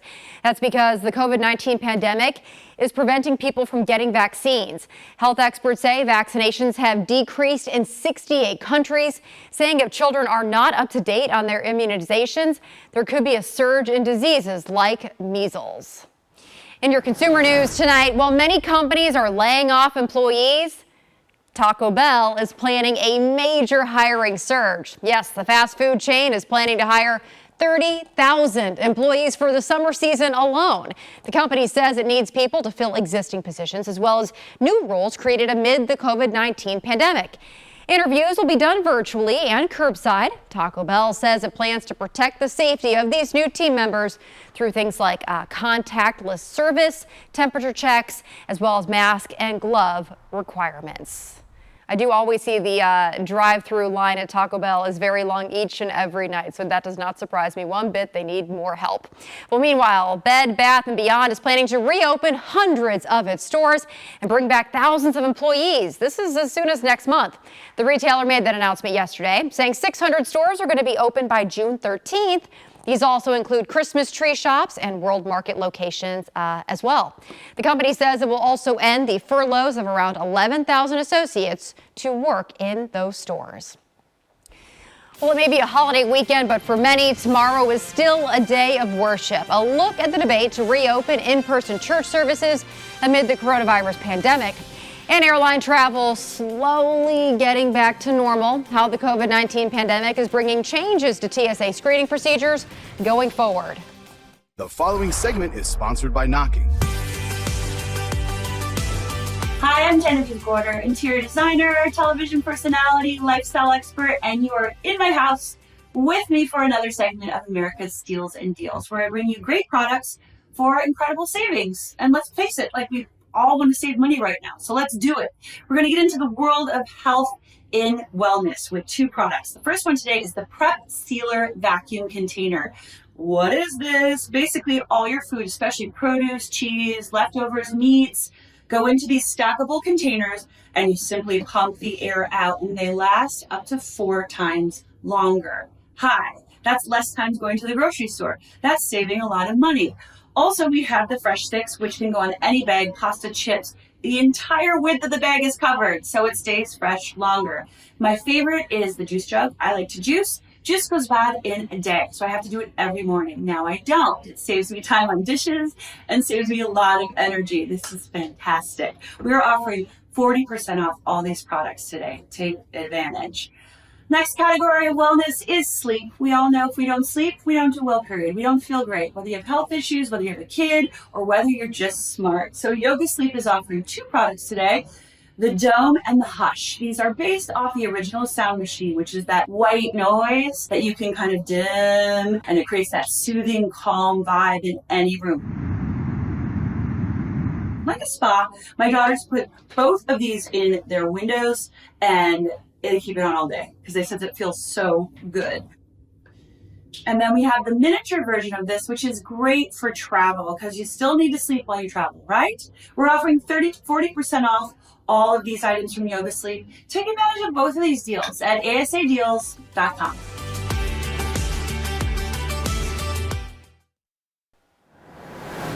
Well, it's not just taking a dip in the pool and backyard barbecues that many Americans are used to doing during this holiday weekend. Tomorrow, of course, is Sunday, and for many, that's the day you go to church. Well, the issue of whether to allow all houses of worship to open has ignited debate throughout this pandemic. But tonight, it's front and center, with President Trump weighing in as well. Sinclair National correspondent Christine Frizzell looks at the debate over going back to church. It's a sound many Americans have been missing, with churches, synagogues, and mosques shuttered for weeks or even months. So I'm tearing up this cease and desist order right here, and I'm telling you right now, we're going to do it God's way. Pastor Stacy Shiflett of Calvary Baptist Church in Baltimore County, Maryland, saying enough is enough. They told us we were non-essential. That was an affront to God. That was an insult to every churchgoer in this state. He's going against local orders to remain closed and will hold services Sunday, though with liability waivers and new protocols. From the time people come in the door, we take their temperatures, they wear their mask, we seat them 6 feet apart. It's a move supported by President Trump, who, although he likely doesn't have the authority, has threatened to override governors who don't allow houses of worship to open. Some governors have deemed liquor stores and abortion clinics as essential, but have left out churches and other houses of worship. It's not right. The Centers for Disease Control and Prevention has now issued what it's calling non-binding public health guidance to help houses of worship keep people as safe as possible. This includes modifying methods used to receive financial contributions, considering a stationary collection box or new electronic methods. Also, considering whether physical contact, for example, shaking hands, hugging, or kissing, can be limited among members of the faith community. This week, Pope Francis celebrated the first public mass in 2 months in St. Peter's Basilica, but with a limited number of worshipers. Still, dangers remain. Some churches have had to close their doors a second time after becoming hotspots, leading to dozens of new infections and at least 3 deaths. There was the case of a choir where one infected individual spread it to more than 50 just from choir practice, birthdays and funerals and other events where people are hugging and touching. From virtual and drive-in services to rethinking most aspects of how we worship, experts say navigating this new normal, like so many others, will no doubt take time. I'm Christine Frizzell reporting. Looking ahead now, airlines say they do not expect a huge turnout of flyers this Memorial Day weekend. Perhaps no surprises there, right? With numbers so low, AAA isn't even putting out travel estimates for the first time in 20 years. Now, in an effort to convince travelers that it is safe to fly, many airlines are updating their safety procedures. And TSA checkpoints are changing as well. Travelers will now scan their own tickets instead of handing them to an agent. And you'll be asked to put anything that could set off an X-ray machine into a clear plastic bag beforehand. Middle of April, when we were on the bottom, it was closer to 3 or 4%. And we're also seeing a little bit of interest for vacation travel and people booking trips for holiday periods later in the year. Now, because of these changes, TSA says please arrive to the airport early because it's going to take a little longer to get through these checkpoints. Definitely not a typical Memorial Day weekend, but we have heat, humidity, and a couple of storms. We see that a lot around Memorial Day. So at least the weather's giving us what we're accustomed to or like to see this time of the year, that increase in temperature. Doppler radar, all these light greens here, radar clutter. This is not rain. We have nothing to worry about in Nashville right now. A couple of showers and weak storms in West Tennessee, and we have one storm we've been monitoring. This was a severe thunderstorm as we started our newscast at 9 o'clock. I said it's going to break up and the warning will be lifted. That's exactly what happened. Just a few bolts of some lightning here and a few decent downpours pushing toward Tullahoma and Winchester. Tullahoma, next 5 minutes or so. Winchester, about 10 minutes. You'll get some decent rain and maybe a bolt of lightning or two. Like I mentioned, nothing happening in Nashville as far as the weather is concerned, and that'll be the case the overnight hours. We're still in the 70s, close to 80 degrees. We only fall down to 70 overnight, but coming up in your Skywatch 17 forecast, the all-important rest of your Memorial Day weekend forecast and how long our summer-like pattern is going to continue. We've got a shocking update to a story that we've been following surrounding celebrities and a major college admissions scandal. That story's next. In your entertainment news tonight, there's a new twist in the ongoing college admissions scandal. Actress Lori Loughlin and her husband are changing their plea, joining a list of many others who have already admitted their guilt. Fox News correspondent Molly Line has more from Boston. Lori Loughlin and her fashion designer husband Massimo Giannulli changed their plea to guilty. The two become the 23rd and 24th parents to admit guilt in the nationwide college admissions scandal. They appeared before a judge via video conference due to COVID-19 restrictions. Loughlin pled guilty to one count of conspiracy to commit wire and mail fraud. As part of the agreement, she would serve 2 months in prison. Giannulli would get 5 months behind bars, also on a conspiracy count. The couple agreed to fines, probation, and community service. However, the judge has not decided whether he'll accept the deal. Everyone seemed to think that they were going to be heading to trial in October. So this decision was a bit of a surprise and seems to indicate that they believed it was just too risky to take their case to trial. The pair is accused of paying $500,000 in bribes, facilitated by the scheme's ringleader, Rick Singer, to get their two daughters into the University of Southern California as phony crew team members, though neither teen was a rower. The couple helped create fake athletic profiles for their girls. Attorneys for Loughlin and Giannulli had previously argued they believed the payments were legitimate donations to USC or Singer's charity. 19 defendants have been sentenced in the Varsity Blues case, among them actress Felicity Huffman, who served 11 days of a 2-week sentence. The couple's sentencing is slated for August. In suburban Boston, Molly Line, Fox News. Trending right now, Netflix is adding another movie option to its long list of rom-coms. The film aptly titled The Lovebirds. The new comedy features a couple caught up in a murder mystery. Story writers say it combines outrageous situations and relatable relationship moments. We spoke with the film stars about the comedy, how it changed course from a theatrical release to streaming due to COVID-19, and how they're connecting with audiences at home right now. I think it's just the perfect timing for people to get something that people to laugh about, to give people escape, and it is kind of a feel-good movie at the end of the day, even though murder is involved. The film was initially set to premiere at South by Southwest Festival last month. And we also want to let our Jeopardy fans know the show is moving back to its regular time at 5 p.m. starting June 1st. So you've got one more week of watching it at 3:30 p.m. Then it's going to move back to 5 p.m. That is right here on Fox 17. And live NASCAR racing is on tomorrow. Don't miss the Coca-Cola 600 at the Charlotte Motor Speedway. Our coverage starts at 4:30 p.m. and the race starts at 5 p.m. And Fox 17 News at 9 is going to be on after that. Although it may not be on at 9 o'clock, it may be a little later. Holding China accountable for the spread of COVID-19. House Senate Republicans are looking into the possibility of a lawsuit. And showers and storms dying down. Most of us didn't have any action at all today. Next 2 days will be more active. We'll time out the next 2 batches of showers and storms and see how long the upper 80s will last in your Skywatch 17 forecast. Making news around the world tonight. There is a push in D.C. to make China pay for the damage caused by the coronavirus pandemic. The Justice for Victims of Coronavirus Act would allow Americans who became sick, families of those who died, and businesses which have suffered economic damages to file lawsuits against Beijing. Fox News senior correspondent Eric Sean has our story. It could be the largest negligence lawsuit in world history, suing China for trillions of dollars for causing the coronavirus. A new Senate bill would let Americans sue the regime and the Chinese Communist Party for damages. The legislation is called the Justice for Victims of Coronavirus Act, and it would make the Chinese government liable for civil claims in U.S. courts and penalize China for its alleged negligence and cover-up of the virus when it first emerged in Wuhan. The bill is the brainchild of Missouri Republican Senator Josh Hawley, a former Attorney General of that state. Hawley told us his bill will make it possible for U.S. citizens who have come down with coronavirus or been economically hurt by it to sue China for the devastating damage he says it has caused.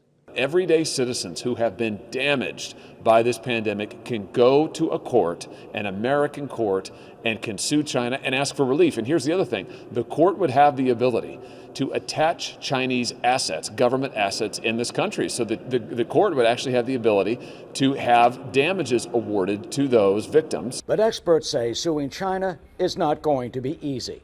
The U.S. Foreign Sovereign Immunities Act puts foreign governments largely off limits to U.S. courts. But there have been successful cases. A $104 million verdict against Afghanistan and Iraq was won by lawyer Jim Beasley in a 9/11-related case.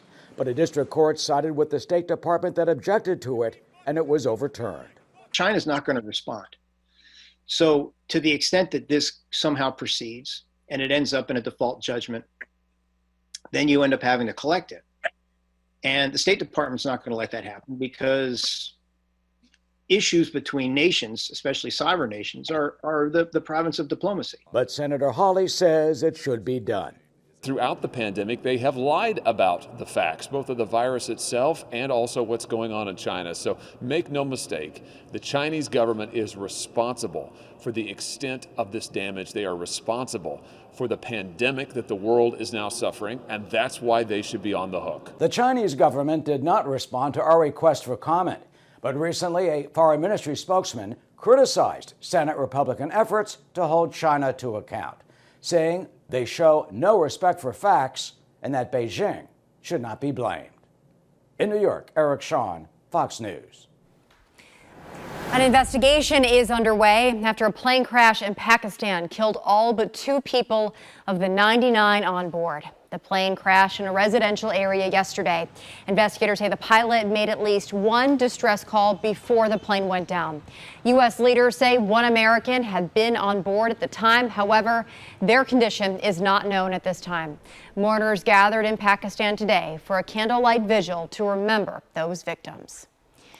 Happening now, a city in Portugal says it wants to test all 214,000 residents for coronavirus antibodies. City leaders say the move is an attempt to better understand the virus's presence in the community. While the tests are not mandatory, leaders say those in high-risk groups have been among the first to book their appointments. According to Johns Hopkins University, Portugal has about 30,000 confirmed cases of the virus and more than 1,300 deaths. And our forecast has quickly turned a corner back into heat and humidity. If you walked outside for even a few minutes just to get the mail, you probably felt it, and that's going to continue. The next 5, 6, or 7 days will be just as warm and just as humid. We'll start with Doppler radar. Things have been calming down significantly since 9 p.m. Not much we have to worry about leading into the overnight hours now. Nashville will be dry. Maybe western middle Tennessee might see an isolated rain shower or two. We've been tracking this thunderstorm, and it is breaking up. Barely a lightning producer anymore. Little light rain here in the Tullahoma area. Things starting momentarily in Winchester. This will break up and continue to die down over the course of the next hour, so it's not going to get any stronger. Here's the last 12 hours. We had a few thunderstorms out at the plateau and also a few thunderstorms through southern Kentucky and western middle Tennessee. Nashville stayed dry, bone dry, 0 rain here for us today. Looking farther north, we really had an easy day compared to parts of the Midwest. Tornado watches, tornado warnings, severe thunderstorm warnings. It was a very active day a few states away. For us, it was just the heat and it was the humidity. Let's track the next 2 days, though. We have a few more clusters that'll move in tomorrow and then on Monday for Memorial Day. We'll find the dry hours for you. You start off dry on Sunday, 5 a.m. going to 11 o'clock, dry. But about 10, 11 a.m., a few showers and storms begin to develop, not expecting severe weather. This is through 3 p.m. I believe after 3 or 4 o'clock, we may dry out in the Nashville area.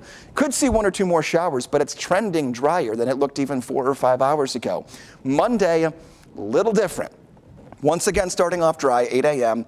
Then we'll bring in clusters of storms starting middle of the afternoon through the evening hours. The timeline of that, they'll last a little bit longer. Late Sunday is your time to pick. Slight risk for thunderstorms well off to our west. Back home, we have no problems as far as any severe weather outlooks. We're not on the scale for our Sunday, which is good news, staying off the scale. Looking at upcoming precip chances, 40, 60, 40, 40, 40, 30. What that means is we have a few isolated showers and storms, much like today, that will pop up on the radar every day. But much like today, many of us will stay dry most of, if not all of that time. So we'll kind of bounce around with who gets the rain daily. Sunday planner starting at 72. Once again, upper 80s in our forecast. The muggy meter is into the gross category. It's going to be at dew points upwards of 65 degrees for the next 6 days. So the humidity is here to stay. Really, if you want to know what the forecast is going to be each day, look at what happened the day before as far as the heat and humidity go, and then know there's a chance you might have an isolated shower or thunderstorm. We call this a persistence forecast, where persistently every single day seems to be just like the last one. The break in the heat may not come until a week from today, next Saturday. So several days away there. Thank you so much, Greg. A life-changing act of kindness, how a New Hampshire church teamed up with churches around the country to wipe out hundreds of families' medical debt. Trending now, more than 700 New Hampshire families are now debt-free, thanks to the generosity of local and nationwide churches. And for many, as you can imagine, that news is truly life-changing. Hundreds of families in New Hampshire are learning their medical debt is gone. We can imagine what it feels like to have that pressure of the phone calls, the letters, the collections, and then all of a sudden this letter shows up in the mail and just saying, free and clear, it's done. Pastor Mark Warren of Grace Capital Church in Pembroke says they teamed up locally with Raymond Baptist, Exeter Presbyterian, and a church in California to wipe away more than $760,000 owed by 709 Granite State families. When it's wiped clean, it shows up paid in full. They tackled the huge numbers with RIP Medical Debt, a national nonprofit that buys debt for pennies on the dollar and then uses donor funds to help wipe it away for individuals who meet their financial criteria. It takes care of the debt and can help credit scores. On the accounts that we're buying, people may not ever pay, they can't pay, and they're in hardship. Both the founder of the company, Craig Antico, and Pastor Warren embrace the opportunity to help people in this unique fashion. We are here to help. We're here to remove burdens. We're here to support and just lift off some of those burdens that seem to daunt and haunt. And it's just an incredible feeling that you've helped 700 people get out of, I call it destructive debt. I bet that is an incredible feeling for the churches and the families as well. Well, a 1-year-old in Virginia is cooking up a worldwide fan base thanks to his skills in the kitchen. Meet Chef Kobe. He's so cute. His joy for cooking has earned him more than 1 million followers on social media. I wonder if he even knows what social media is. Probably not. And his fan list includes celebrities like, of course, Rachel Ray. His parents say he loves all of the attention he gets for doing something he loves. Starting to get the gist of what the camera is. He's definitely performing. Oh, yeah. He loves watching himself. Kobe's parents say that they got the idea after they started recording videos of him cooking and sending it to family and friends. I think the little red hat that he is on, Greg, is that really makes the video, The hat and apron, and then having mom and dad as sous chefs in there. Like you guys give me my ingredients. I'm doing my thing right now, okay? I think I found what's going to probably keep me up late tonight, because that is just too cute. Yeah, well, hopefully he makes some dinner for a long, long time. Well, weather-wise, hey, good news if you had a trip planned to Florida. The weather's going to come to you. It followed you right here to Middle Tennessee. Upper 80s the next 6 days. Each day, chances for isolated afternoon showers and storms. No severe weather tomorrow is expected, though, in our forecast. Good news. Thanks, Greg. We'll see you tomorrow.